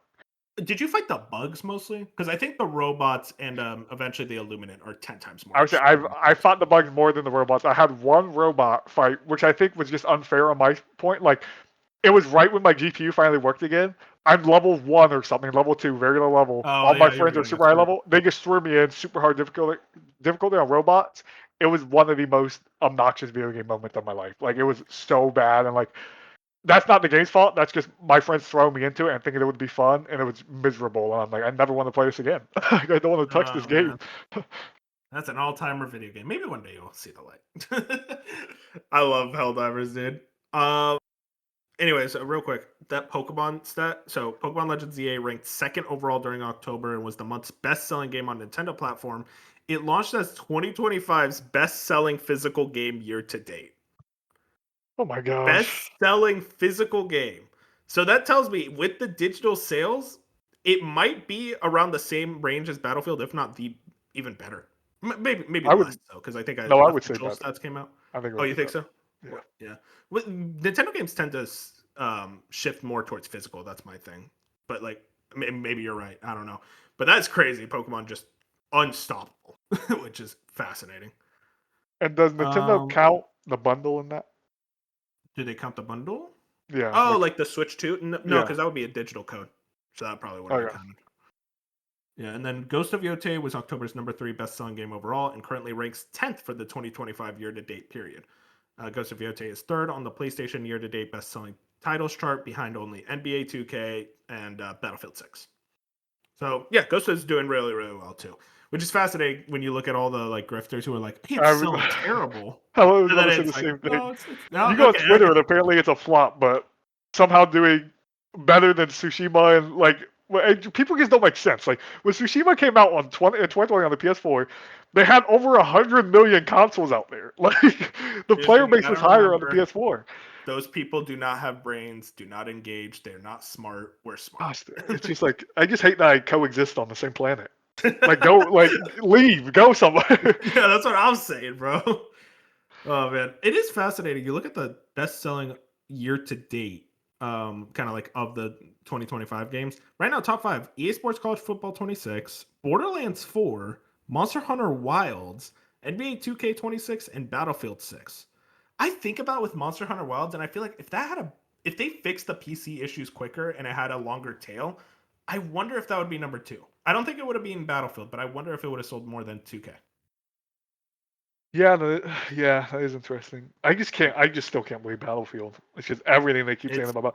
I have not met a human that's played Battlefield in my friend group, or just even people online. Like I've never met a person that played Battlefield, but everyone's playing Battlefield apparently. So I mean, it's really popular with the casual space, man. I think people really wanted just a military shooter, classic, like not the Call of Duty, whatever's going on now, especially with Black Ops 7. Jesus Christ. I didn't even like bring that up. It's like, oof, you don't have to. oof. Well, you enjoy, Don't even get me started with the Call of Duty community. oh man, we'll talk about Call of Duty if you're playing it. I know you. I love Call of Duty. You like Black Ops 7? Yeah, a lot. I haven't played the campaign, Ah, and here I'm we not gonna go. play the Okay, campaign. So okay. no, but it is the best multiplayer we've had in half a decade, and it's like the community just isn't there. I'm so confused. I'm just so confused. Oh man, shout out Call of Duty. Uh, we're gonna bring up reviews of the week. Just one that I really want to shout out. Kirby Air Riders finally came out. I still need to pick it up. Sitting on 81 on OpenCritic, which was around where I predicted. Lots of eights overall. I saw some sevens, 4 out of 5s. People are very much enjoying the game. They think this is a great follow up to Kirby Air Ride on the GameCube, kind of like Sakurai wanting to go back to that game, really do it good. And I think he nailed it. And it seems like people are like, yeah, this is what it needs to be. So I'm hoping to check it out soon. Really interesting that Sakurai was very much like, this game's not getting DLC or anything past that, which tells me it's like, okay, he wanted to do this for his own. This was his thing. Tells me pretty soon we're going to see or hear of Smash, whatever Smash 6 is, which I'm very excited for. I'm excited to hopefully jump into Kirby Air Riders by end of year, probably soon. It's just, man, too many games, man. Too many games. It's weird to me Let's get. that I don't know if you know the answer to this, but What's up? when's the last Nintendo game that got like a only 43 reviews? Like I understand it's Kirby Air Riders and not everyone's gonna play it, but 43 for a Nintendo game seems insane, 43. as I in low mean, wise. usually with Nintendo, like I guess you could call it the double A's. This is around the amount of reviews they get. So like, Donkey Kong Bonanza is going to get a lot more. Though also, actually, here's a better answer. Nintendo doesn't send out that many review codes, so probably that number is going to increase a lot over the next coming weeks when like smaller outlets eventually review the game on their own time. Okay, because I wonder what was the Zelda game that just came out? Echoes of Wisdom. No, the Warriors. Wasn't there Here, a Warriors game? oh, Age of Imprisonment. I don't know actually how many that got. Age of- Hyrule Warriors: Age of Imprisonment had 79 reviews. So yeah, interestingly, that's more. But also, it's been a couple weeks since that came Yeah. out. I Yeah, don't know. I'm I just saw. interested. I just now realized that because I just went to the open critic. I'm just like 43. That seems really low. No, yeah, you're right. That is a little interesting. It tells me that just also just a lot of games in general. Maybe critics don't have the time, but that feels weird. I feel like you would prioritize this one, but hey, who Like we knows? got this game called Winter Burrow that has nearly 30. You're telling me Winter Burrow was getting the Kirby players? That's crazy. The same people reviewing both. Hey, they were in Nintendo Life. They were giving up reviews. That's amazing. Now Fusion, I want to do one quick thing before we get into what we've been playing. I hope you're ready. I'm gonna share my screen. Oh, I'm scared. You share your screen. Don't get, yeah, you don't get too scared. All right, click into that. I have a game Yeah. that we're gonna Oh work my on together. god. Okay. The Game Awards Game of the Year, Oh, we're and we gonna ace named this. Oh, we're the acing this. GOTY nominees and winners from each year. I think we're gonna ace it too. I think we could do well. You ready? Yeah. All right. Black Myth Why Wukong. is that the worst thing? Should Is we this the give one that annoys me the 2024? most? Let's do 2024 off rip. Let's go Astrobot as the winner. Astrobot, No, I'm blanking. Metaphor, Metaphor, Rebirth. oh, That wasn't last year, was it? Rebirth. Yeah, it was. Maybe I don't know. Yeah, I think I need to put FF7 Rebirth. Oh, there we go. Oh, that's remake. Oh no, that's a remake. Okay. Okay. Oh. Astro. Oh wait, we already did Astro. Oh no, we did. Oh no, we did. I keep thinking we didn't, or we did. What else came out in 2024? Well, no, I'm blinking. Oh, we're screwed. Hang on, before I forget. Super Mario Maker. I always forget that was nominated. I just had to put That's a that in. good pull because I would have probably forgot it once we got there. Dude, what else Oh, came out last year? Oh, Elden Elden Ring. Ring. What's it? The DLC last year. Oh, Shadow of the Erdtree. Right. Good one right there. Good one right there. And then Okay. remake RE4. Remake. Oh, RE4 remake. Yeah. Oh, Oh, that was that was 2023. 2023. What the hell? So what was last year? Wasn't there a remake last year? Oh God. Because it was a That's wait. DLC and a remake that we were pissed about or something. Was I pissed about No, I was pissed about it. You were. it? Dude, oh my God, Okay, what was okay, that? well, 2023 we can put Alan Wake 2. Yeah. Alan Wake 2, Baldur's Gate 3. Oh, Yeah, we're gonna Baldur's use Gate 3. this. It's one of those things when you start doing the quiz, it becomes 10 times harder. Tears of the Kingdom. Here's the Kingdom. Was Jedi Survivor? No, it wasn't nominated. No. Starfield wasn't either. RE4, we already did that. What was my game with you? Oh, it was Alan Wake 2. Oh, Spider-Man 2. Spider-Man 2. Weird one in retrospect. Oh, we got Spider-Man 1 as well. Real quick, God of War Ragnarok. Yeah. And 2018. And God of War, yeah. I'm gonna just you try to figure out that 2023 one. I'm gonna. I know, I'm thinking. Yeah, Sea of Stars Bloodborne. was best indie, so I don't think it was Was Game there? of the Year. I bet you it was an indie for 2023. Balatro. No, that was last year though. Electro. Balatro Oh, we 2024. figured it out. Yeah, I was like, good shout on the indie, dude. 2023 was it an indie? I don't know. I have no idea at the moment. We might have to circle back to that one. Yeah. It's get like well, I know we're just I know 2022 was there was Horizon. Horizon had two games, Horizon Forbidden West and Zero Dawn. Zero Dawn, Horizon, Forbidden West. Wait. Stray was Let me just get 2022. Shadow of Mordor, Dragon Age Inquisition. You try to figure out the later years. I'm gonna get the earlier years. Oh God, I can't spell Inquisition. Yeah, good luck trying. Good luck trying to spell that. Maybe if you there we just go. I got it. I'm usually good at spelling. Just Inquisition is a hard word. Witcher 3. Yeah, Witcher 3. Yeah, Stray. That's a good shout. PUBG. PUBG. That's the best shout. Super Mario Odyssey. Odyssey. Metroid Dread. Super Mario Wonder is 2023. That's what it was. Deserved. So you said Mario and it brought me up. Okay. 2021 will be It Takes Two, Deathloop. Oh yeah, It Takes Two. Ratchet and Clank also, Dude, I'm still mad that Returnal didn't get Psychonauts 2, nominated. Oh, I have to put Ratchet and Clank Rift Apart. Fuck you. crazy. You know what else I'm talking about? What else is called Rift Apart? Psychonauts. Gosh, what was the last 2021 game? I'm Resident thinking of the Evil Village. orchestras. Oh, yuck. Dude, Yucky. how did that get nominated over Returnal? I was supposed to say that they make you have to type the whole thing out. Dude, Like it's Village should just get what you on else is there. called Village? 2020 we should be able to sweep. Last of Us. Sekiro, Last of Us 2. Oh, original Last of Us. Wait. Oh no, I'm not. I was saying, I'm are not you clicking. typing or what? No. Oh god, I think the website froze for me. Oh, that's crazy. Oh no, what is this? They're This is stopping us crazy. from winning. What happens if you click the pause? If you even I can click it. literally can't click anything.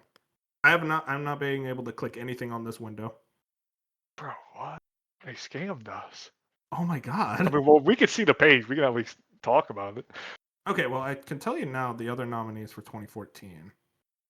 Bayonetta 2 was one, Dark Souls 2 as well. I don't remember what the last one is. 2020 was Hades, Last of Us Part 2, Remake, Ghost of Tsushima, Completely frozen. and Doom. Was Doom 2020? Wait. Oh no. And was No. it? Okay, that's fine. Super fast. Last of Us 2, Sekiro, Stray, Balatro.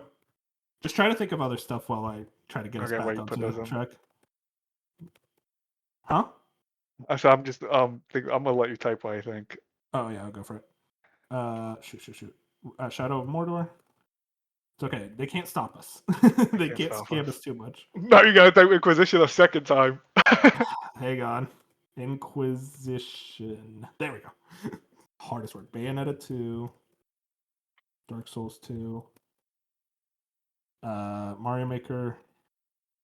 Awesome Wonder and Super Odyssey Mario for Mario. Wonder. No. Okay. Oh, oh. Super Mario Odyssey. You put both Zeldas. Mario 4. Oh yeah, Tears of the Kingdom. I mean, we're getting way quicker now. We know what we're You doing. can probably hear my typing. No, you can't actually. Oh really? Both Horizon games. 3, Bloodborne, Horizon. Okay, do you think if I put Forbidden West, It there's should. I would no like other to game? think. Nope. Oh my Okay. god. The first one I found. Elden Ring. Overwatch. Oh, so yeah, two Elden Rings. Overwatch. Shadow of Archery also. Oh yeah, Shadow of the Archery, of course. Uncharted 4. Astrobot. Oh yeah, Uncharted 4. My fingers hurt. We got Alan Wake Less. 2. Oh yeah, Alan Wake 2. Spider-Man and Spider-Man 2. 2024. 2024. Okay, give me 1 second. Try to figure some stuff out. I gotta move something. Spider-Man. 2024. We have Black Myth on there. Now I forget what we just did for 2024, and we just did it, and then the website crashed. Oh, Metaphor and Rebirth are the other two. Then we have Remake for 2020.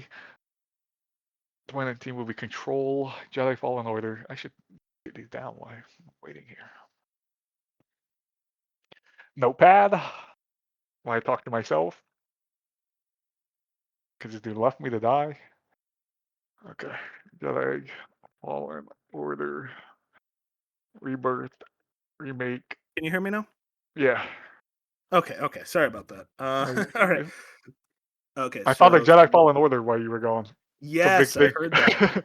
That's a big one, actually. No other game is called. Do you really need me to put Star Wars? We Wait. need both the. Oh no, that wasn't nominated because it was too late in the year. Oh, right. It's 2019. Oh, Control though. Control was then. Okay. You die? You freeze? What up? Oh, no. We went under. The podcast has crashed. Wait, what happened? Oh no, so you froze for me. Oh, I got so worried that you said the podcast has crashed. I'm Oh, like, I uh thought it oh. did for a second, but no, okay. So, You're good. oh, Baldur's Death Gate 3. What do Stranding, you that was a think good of it? one. Yeah, Baldur's Gate 3, and then What else? Metaphor and both Final Fantasies. FF7 rem. I just put FF7R and they know what I'm talking about.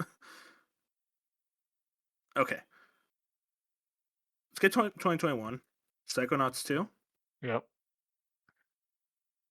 Um, It Takes Two. It Takes Two. Did it freeze for a second or no? No, it looked good for me. It was fine. Okay, cool. Ratchet and Clank. Deathloop and Rift Apart. But I gotta say, we got back pretty quickly, We all did. things considered. Village is also 2021. Where is it? I wonder if I could put RE Village. Nope. You know what I'm talking about. Like, what What was other the last franchise? 2021 game? Oh, shoot. Oh, it was an indie, right? No, was it? It was Was something that didn't deserve to Death's be Door there. wasn't up there, was it? Yeah. It's something that took the Yeah. spot from Returnal. All I know. I thought that We'll was get, we'll Village. circle back. Yeah. Well, a lot of things did. Animal Crossing. I just remember that for Oh, good 2021. one. Yeah. Ghost of Uh, Tsushima's 2020. Ghost of Tsushima. Is the other one Doom? I don't know. Doom. Was Doom on Yeah. there? Okay. Yeah. Doom 2016 and Eternal. Man, I Okay. just realized they broke the streak of Doom games getting nominated. I know that is Arcade. crazy. Yeah. 2018 we have God of War and Ragnarok. Oh yeah, God of War. Completely forgot about that. 2018 also had. Damn, what else did they have? God, that was a really good year too. Red Dead 2. Oh yeah, Red Dead. Duh. 2. What else was 2018?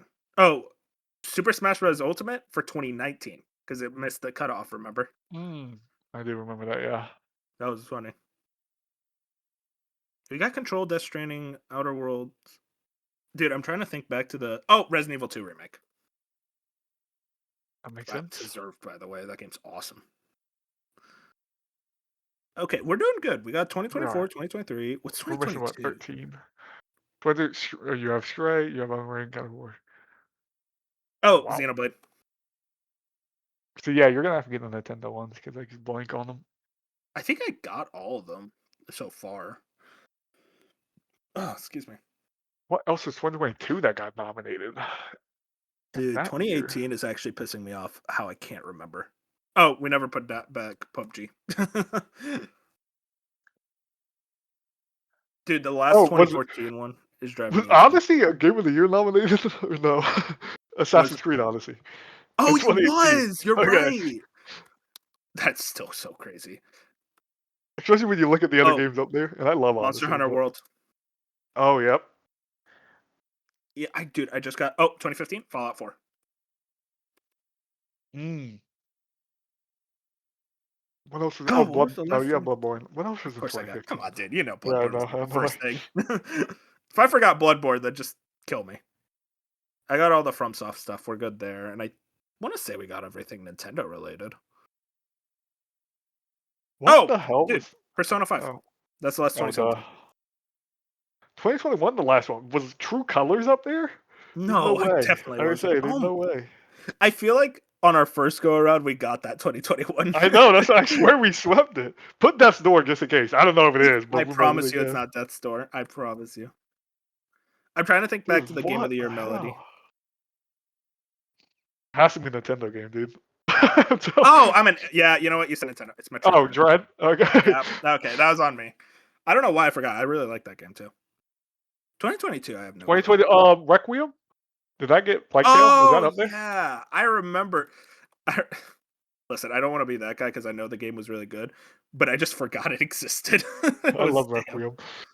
I Okay. know it's good though. Right. We've swept 2019 to 2024. Yep. The It earlier should be years through are tough. 2017. It's 2018's catching us for some reason. Oh yeah, I forgot about 2018. There's What is one in that last? 2018 that we're missing. 7 years in a row, we're only missing one right now with 4 minutes left. It isn't bad, but we gotta think. 2016 was Overwatch, Doom, Uncharted 4. Titanfall 2? Did that get not nominated? Titanfall 2 got nominated. Okay. Yeah, you're right. What was the last nomination? Dude, 2015 is actually bothering me more than all of these. Was Inside nominated? No. Oh, it It was! was! Let's go! I didn't know critics Good back for in yeah, 2016 were yeah, right. I had Holy no shit. idea. Oh Okay, man, that's so awesome. Dude, we're that missing made my day. we're missing 3. One for 2018, one from 2015, one for 2014. Dude, you know what's crazy? Was Mario Kart 8 nominated in 2014? That might Oh, actually be maybe. it. Nope. No. And it's also we've gotten every winner. We're down to 3 nominated games. We got every winner. It's the thing of 2014, I don't think we're gonna get, man. I just don't know. Because that was such a bad year for games too. And Bayonetta 2 and Dark Souls 2 kick Far ass. Cry? Was Far Cry 4 up there? I don't know. Far I Cry 4. if Far Cry 4 was nominated, oh thank God. I was like, there's no way, but I don't know. Oh, dude, 2015 is bothering me. I Bloodborne, feel like Fallout 4. Dude, you know what? Metal Gear Solid 5. Phantom Pain. Yeah, because I am 2015 was stacked. Okay. Yeah, I can't believe I forgot Metal Gear. Like that's crazy. So we're down to 2, 2018 and 2014. I'm with you. I don't think we can get to 2014. We would need a third party to give us a hint. Like, Yeah, seriously, this is insane. 2018, we can Okay, get let's think 2018. really hard 2018. I'm trying to think of the melody because I always go back and rewatch those. 2018, 2018. Is there an indie? Oh, Celeste. Oh my gosh. Okay. Now that I think of that. Okay. Undeserved, but we Okay. got it. Whoa! All No. right. The last is 2014. Okay, so if it's 2014, it's not an indie game. Yeah, they It's not didn't a, think indie existed back then. yeah, Nintendo. No. Oh no, it is an indie game. I just remembered. It's Shovel Knight. Oh no! What? Oh, It I should would have say I been. would have never guessed that. I'm sad now. It should have been Shovel Knight. I think because a lot of places gave Shovel Knight GOTY. That's why 2014, dude. it's a bad year for games, man. It's a really It bad year. is well bad year when Dragon Age Inquisition wins. I cannot believe Dragon Age Inquisition won that year. I can tell you, if any of these games won, Bayonetta 2 is the one where I'm like, that deserves it. And Shadow of Mordor. I heard that's I good was just too. saying, I would have like from this list, I would have picked Mordor, but I Yeah. unless the last game was just should have won, I have no idea. I genuinely Bro, have no maybe the idea. last game is actually, we come back, it's like, this is the greatest game ever made. I'm gonna at Jack and see if he can give us a hint if he's even around. Did Supergiant release something? Not in Transistor's 20, not on not there. in 2014, no. Oh my god. We have 2 minutes. Yeah, Oh my god. Oh, yeah, dude. It had to be something that neither of us have played. No, or we I both feel played it and it fucks us. like yeah, really. Do you have a game that you like hate from That's 2014? right. I don't like. No, not really. It's also weird that it's only Dude, 5. Well, I guess it was only 5 for a while. it's funny. I look back, I was like, man, what's my favorite game from 2014? And it's like Dark Souls 2? But like I don't even really love Dark Souls 2 like that. I like it, but what the hell? I don't think we're gonna I get it, don't. man. I called for Jack to go with him if he looks at his Discord. Fighting game, no. Stealth game, action, RPG. I It's see gonna a be hint. some nerd shit. It always is back then. Okay, he gets told us the answer. Okay, it was Hearthstone. Hearthstone. Did he just give the answer? Yes, he just straight up said Hearthstone. Well, at least now we know it's Hearthstone. Yeah, you know what? I like Hearthstone. We would have never gotten it. So let's call it 61 out of 62. We did pretty good though. Honestly, dude, the average score is 52%. That's really good. 52% is the average score. We're really good at this. I thought for as much as I care about the Game Awards, I was pretty like I could easily do all the winners. Like not a doubt Oh on yeah, my mind I winner's could easy. name all the winners. I would like personally I would have missed a lot of those Nintendo games just because I didn't play them. But Yeah. Well, yeah, 61 out of 62 because yeah we weren't gonna get Hearthstone, which is insane. I mean that's honestly probably the best game that year. Yeah, But no, honestly, that really is. Dude, I'm looking at 2014. I'm mad again. How the fuck did Dragon Age win? did did they just BioWare want tax. BioWare to unironically? They're like, listen, we didn't do Game Awards in 2010. Mass Effect 2 would have won that year. We'll just give it to Dragon Age. Here, you guys can have one. God, yeah, That's that's crazy. interesting. Because like Bayonetta 2 is so good, and Dark Souls 2 is good for what it is. Hearthstone is like that is like the best card game. Well, second best, Slay the Spire. But like Hearthstone is really good. Was Hearthstone like mobile only at the time? No, it was on PC. Okay, I was like, maybe it just be mobile only or something, or mainly like because I've played Hearthstone, but it was on mobile during school. Like, I used to play a lot of Yeah. Hearthstone like on my phone, so like, I I would have respect never that. thought of Hearthstone being the Game of the Year nominated. Shout out to Jack for just giving us the answer there. Well, I know. He said, "Oh shit!" He says the answer, and then he goes, "Oh shit! I didn't see the hint." God bless. All right, let's talk about what we've been playing, Fusion. Whew, fun episode today. I gotta say, a lot of technical difficulties for that. I don't know what True. happened to the website. I don't know what was going on. I think they got mad that I had an ad blocker on, and they were like, "We're turning it off." Perhaps. What we've been playing, I'll just go for Power Wash Simulator 2. Not much to update. It's Power Wash Simulator 2. It's as good as it's always been. Nothing new to add. If you like Power Wash Simulator, hey, let me tell you about the sequel. It's just as good. But I do want to talk about Ghost of Yote, and I'll be honest with you, Fusion. I'm so conflicted about this game Mm. because I talked about it last week, and I don't think I've talked about it with you actually directly. I feel like these type of games are just not my thing anymore. These like open world checklisty type things. They don't excite me or get me as interested the way they used to. And I feel like with Yote, it really is that. But at the same time, I love looking at it. I love when I do get into that combat. It's pretty solid. Like I said last week, it's like I do think there are better sword action games. I do think there are better open world exploration games. But I still like enjoy what the combat is and what the exploration is for what it is.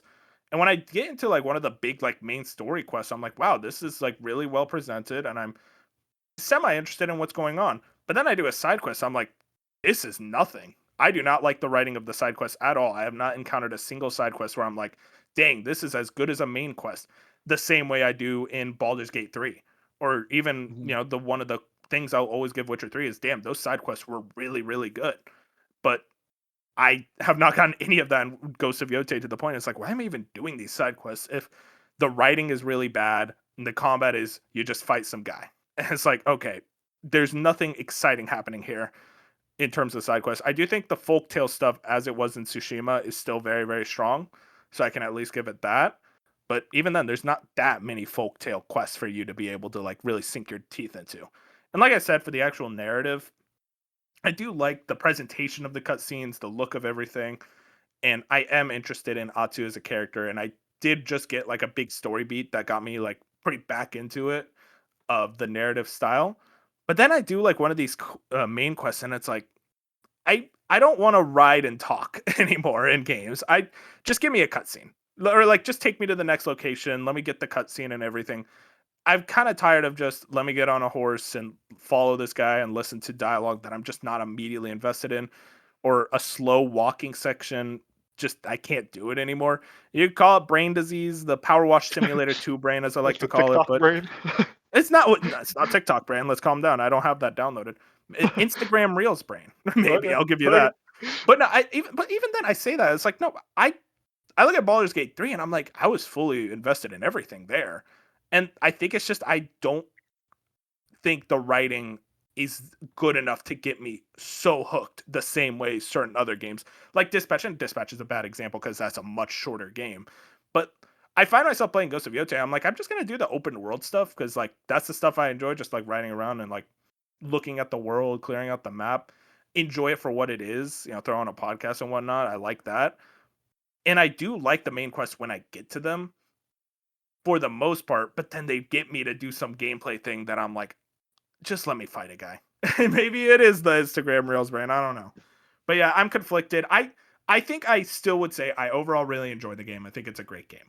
I just don't I think me from 2020 who fell in love with Tsushima, I feel like if I replay that, I'd be much, much lower on it. Okay.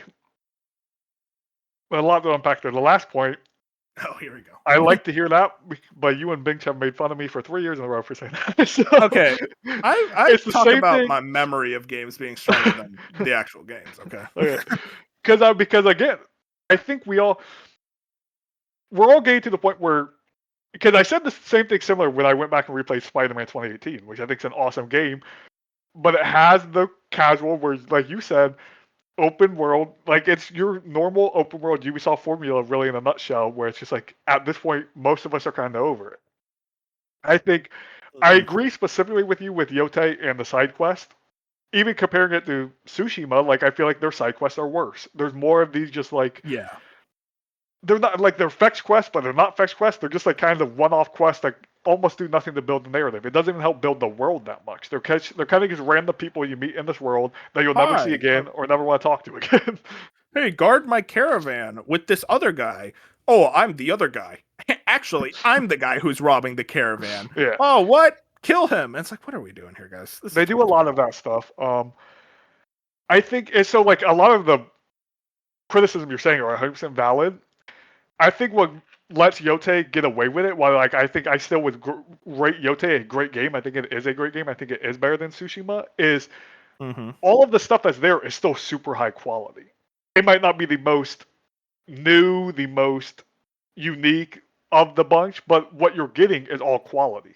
So it's like you feel the polish. You feel, even in the gameplay, even the time like the moment to moment combat, I think is really fun. Like it's still like you said, it's not the greatest sword combat like in video games. It's not the greatest combat system in Mm-hmm. video games, but what you're getting from an open world action game is Yeah, on it's the solid higher enough. quality. You know what I mean? Like it's on the higher quality of a lot of other like I love Witcher 3. It shits on Witcher 3 combat.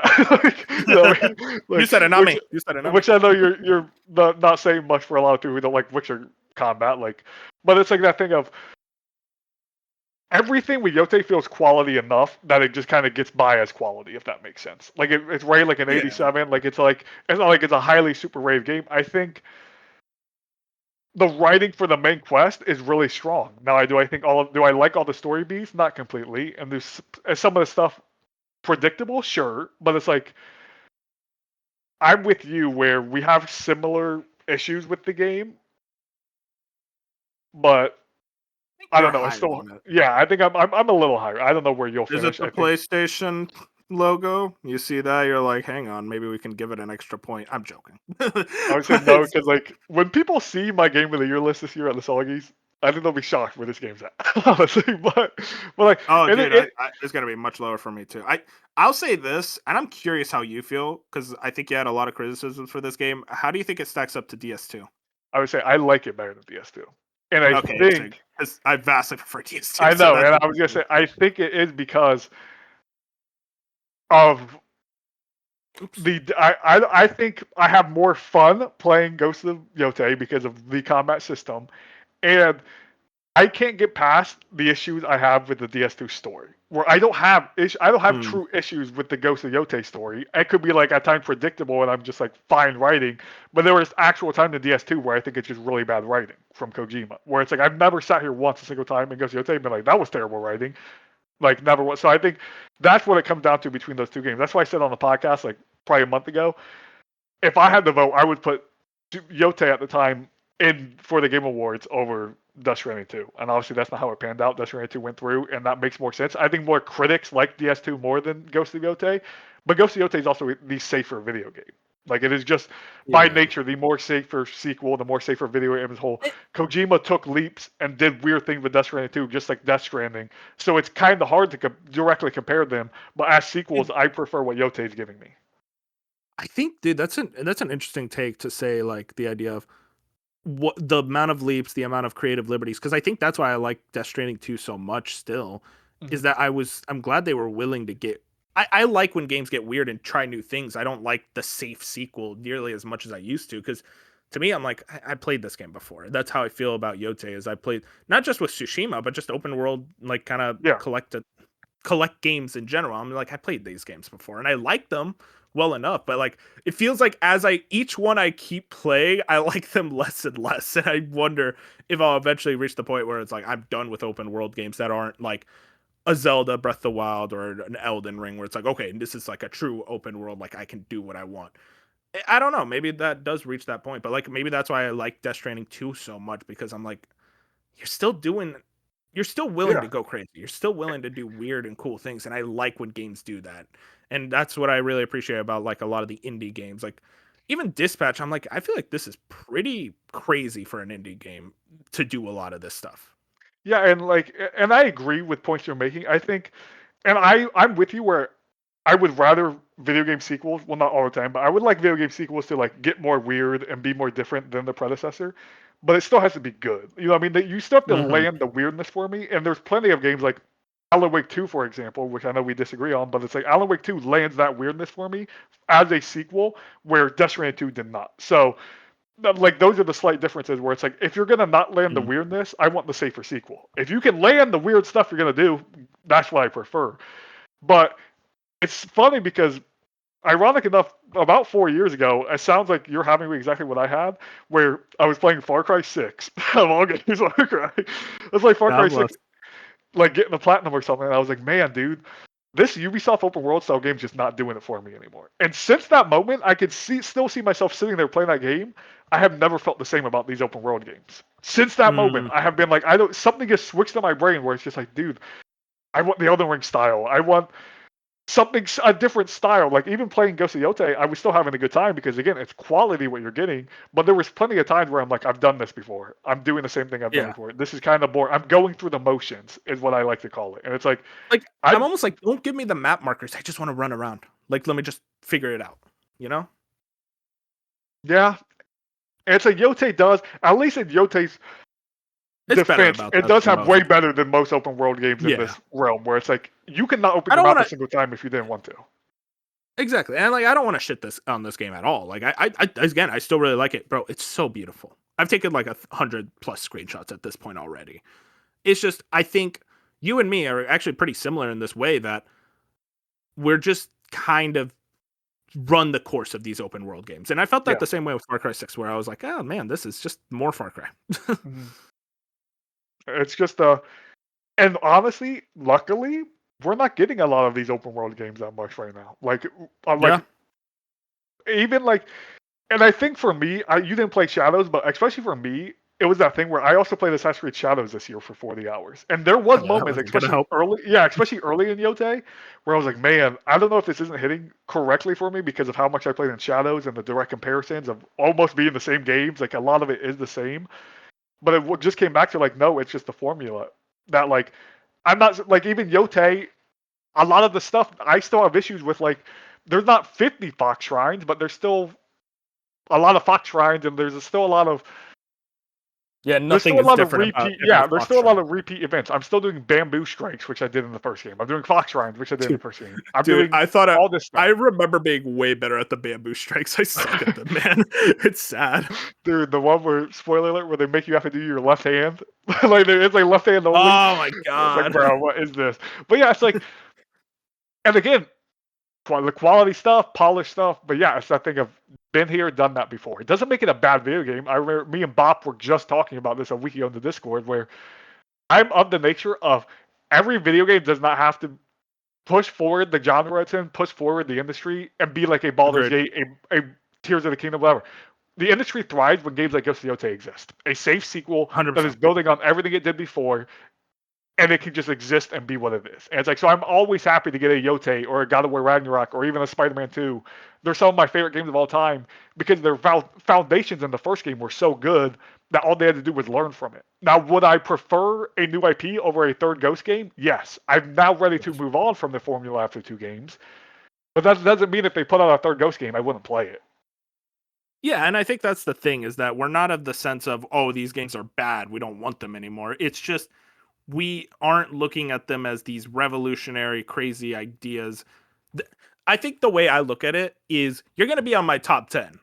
You're not going to be high on my top 10, but you'll make it on my top 10 because at the end of the day, I still have more fun playing something like a Ghost of Yote than a lot of other types of games. It's still like I'll always prefer an open world action adventure game than like a turn-based RPG. Mhm. And maybe that turn-based RPG is revolutionary and it's like, wait, this is so good that it's making me really love turn-based RPGs more than even my preferred genre. But for the most part, I'm always going to enjoy these type of games more. I think it's And I'm a and I'm good glad they exist. example. Yeah, I think it's a good example of kind of like I like Ghost of Yote better than Tsushima, but Tsushima was higher on my 2020 Game of the Year list than Yote will be this year in 2025. Like, and that could just be a lot of things. That could be the quality of other games, but I think it's the I can see this game still quality, but all this new random and like pushing the industry forward stuff, or even just different genres that maybe I didn't play 5 years ago, I now prefer. So it's like that thing of just you grow as a gamer, you grow as a person, and you start to realize what you really like and what you're just going through the motions of certain games with. 100%. Yeah. And I should admit, I really like the game still. I'm putting a lot of time. I have not killed a single one of the Yote 6. I just, you know what it is? Uh, it was, I was gonna go, I'm like, okay, let me go get the Kinitsu, the Yeah. fox. I got to a mission in the main quest. I was like doing the main quest there. Slight spoilers, but it takes away my weapon and forces me to slow walk with this NPC I don't want to hang out with. And I'm like, I can't do main quest right now. I don't want to do this shit. So I just went to another area and I'm like, I'm just gonna explore. So I'm like 25 hours in and I haven't killed a single one of the Yote 6, I other will than say, the tutorial one. I will say the when you were talking about earlier how like you don't like horse riding and listen to the things. I still love that, honestly, but Mm. give me the press A to follow button. I hate when it's like I Yeah, have to control the horse ride. Like, if I'm just sitting there and it's I like press A to follow the path, then it's basically just a cutscene. Like it's an interactive cutscene. it, I'll it, take it. it, it goes back to those days of like, oh man, it's like you're playing a movie. But I think we've just kind of evolved where it's like we understand the Matrix now to know this is just a cutscene that you're letting me press A and move around in. I'm not really doing anything of intrigue. And and like you said, it's like let me just hold A to follow at the end of the day Yeah, if you're really gonna do this. because I think they sometimes will do it really well, where it's like, especially if you're entering a new zone or something and you're following a Yeah. companion, and it's like you're getting the nature in the background and like all of that, and it's nice. But it's like when you have to control it Mhm. yourself, it gets a little wonky. It's like just let me follow. I'm still down with that because maybe it's just me That's being fair. so Witcher brain, where it's like a lot of Witcher quests you are following behind someone, but you have the follow button. And it's just like you're getting so much lore in that game. Where I guess Yote isn't exactly a lot of lore during this like riding around sections, but it's just like if a game does it really well, I still love like the even Red Dead Redemption 2. I think about some of my favorite moments in Red Dead Redemption 2 is just me like riding around with Uncle. I don't Yeah. know if you remember that dude. Oh He yeah, was just Uncle, of course, yeah. like getting from point A to point B. I feel like if you just skip those, cut those out for a cutscene, or like skip them entirely, I feel like the games would be worse for them. Honestly, I'm just thinking about this now. It's like maybe a small part of why I don't really like just following all these people around is I think of the game sold to me as like, oh, the Soul Ronin going out for revenge against all these people. Why do I have so many friends? It's like I'm like the whole thing is I'm a loner, and yeah, it's like, oh, you just made friends with this innkeeper and this armor. It's like I don't know you like that. I don't want to ride with you. I can figure it out on my own. I'm a strong, independent woman. You I have don't high know. charisma, It's bro. just I guess so. I guess her saying like no and I don't want to talk, and they're like, damn, I gotta hang out with that lady. Like I it's will say, crazy.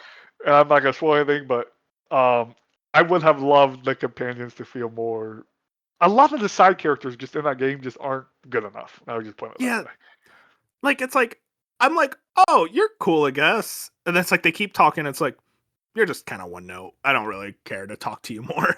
I would have liked, hey, you meet this guy for a quest, you hang out, bye.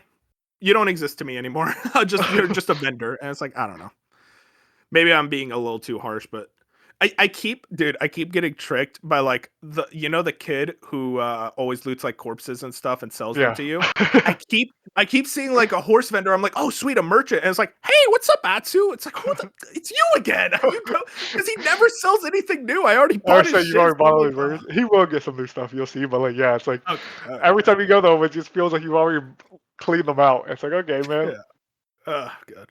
But yeah, that's Yote. Hopefully, I should be able to finish it by end of month. I think. I do enjoy it. But Fusion, I want to hear about Dispatch. You finally got around to it. The man who was most excited for it. Waited I finally a got long time. it. Yep. But how you um, feeling? You're on. I think you said you're episode 6. my last episode I finished was the ending of episode 6. Okay, cool. So we're obviously not going to get into spoilers here, but I'm enjoying it a lot. I Nice. think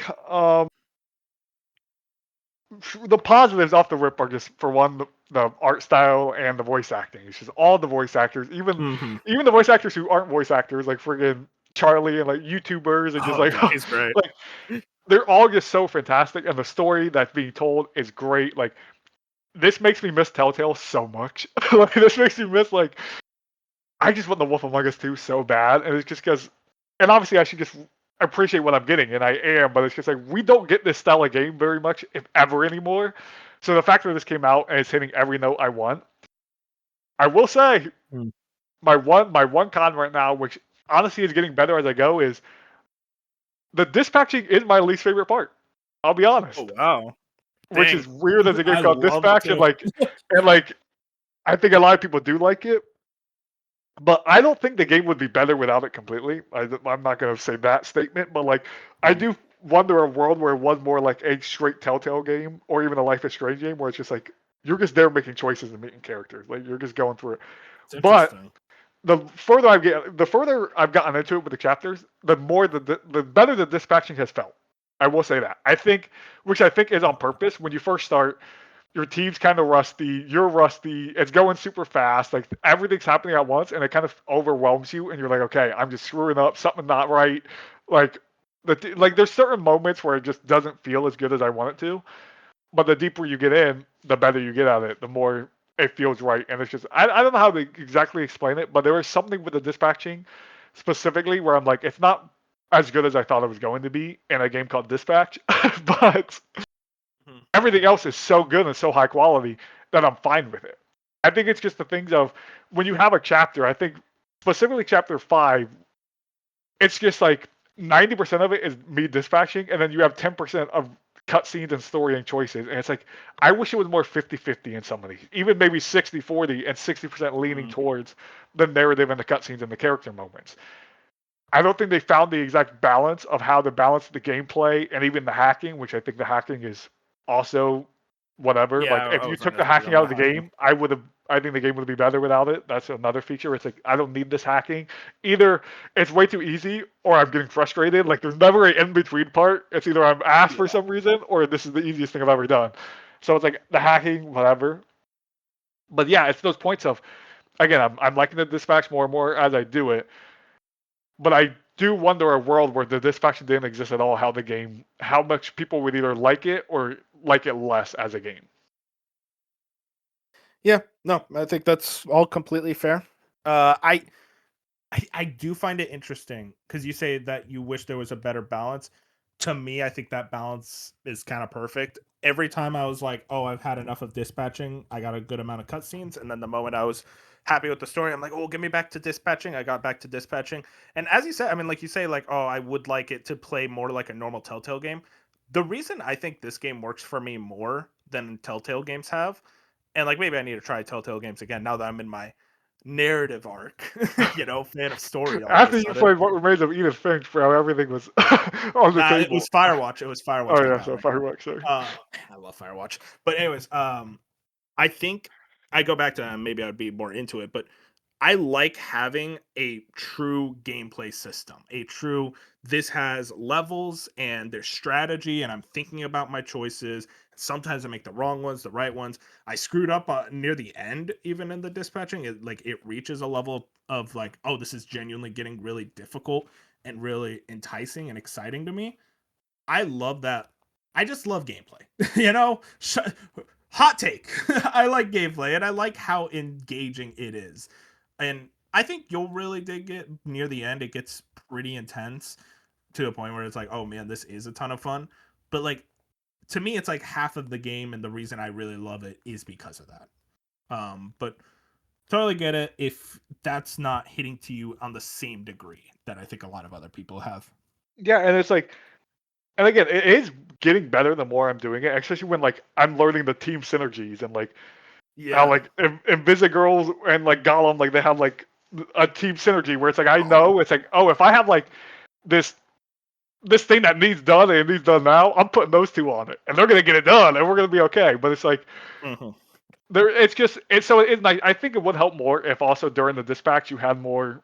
They have a good amount, but I think they could do an extra, maybe even 10% of the characters talking to each other during the dispatch, or like more story stuff, like intertwined with the actual dispatching. Because sometimes the dispatch is happening, it's just very much like going through the motions until something happens, and you're like, oh, blah blah blah, and it's just like also, I am a huge Telltale and Life is Strange fan, so like, I think I'm just obsessed with the characters and the world they have built at this point. That every time I'm in a cutscene, every time I'm getting a character with character moment, that's all I want to see.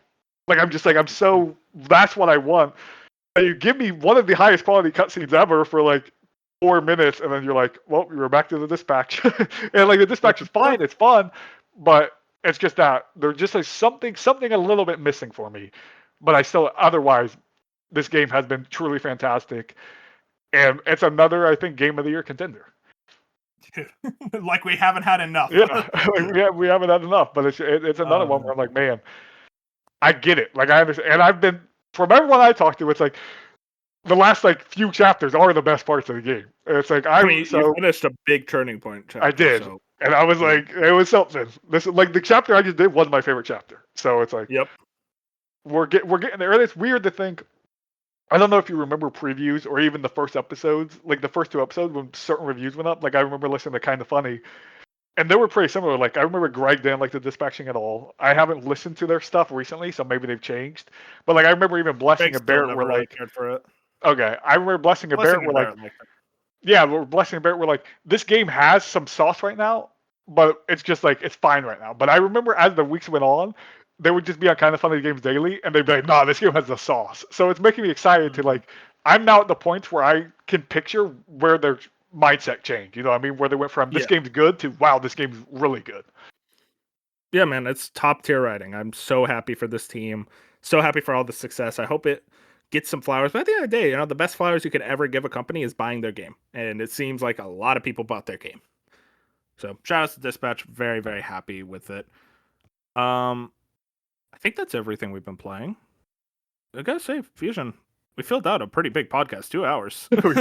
Now, granted, a lot of that was the quiz that barely worked and the NPD game, which you did pretty good in. I gotta shout out. You did pretty good in that. Better than I expected. I think you would have done better than Bench did. Bench would have gone, I'll take that. Ghost, I guess. I'll take that. Now that we've done, like, now that I've been part of like 5 or 6 times, I know if I name 4 sports games, I'm getting them. If I name both Rockstar games, I'm getting those. It's just like it's the few new game releases that I always slip up on because you can play, so I legit forget they came out. There's the same 7 to 10 games are usually on. Yes, it's like you can actually get half. Yes, you can get half the list every single month by guessing the same games. So it's like you can get those. That's not a good. That's scary for the gaming industry. I gotta say. It is. Shoutouts. And also, dude, I love how we started this episode just talking about Half-Life 3 Copium. All I want to do is talk about Half-Life 3 Copium because God, I hope. We've talked about a lot of stuff on this podcast. Yeah, dude. I mean, I'm ready to go. I want to watch a movie. I want to chill out. Hopefully, you chilling out too. Play some Dispatch. I'm ready for hear your thoughts on the finale. It's a really good finale. I'm excited. I really am. I'm just excited. I'm like, once we get romance options, we gotta talk about and like. Oh yeah, I'm interested in what you chose. Anyways, if you guys enjoyed this episode, find us on YouTube, Spotify, Apple Podcasts, wherever your favorite podcasts are found. Like the podcast, follow us on Twitter and Blue Sky to Slice of Gaming. With that, we're heading out. Say goodnight, Fusion. Good night, good morning, good afternoon. Play Dispatch. Goodbye.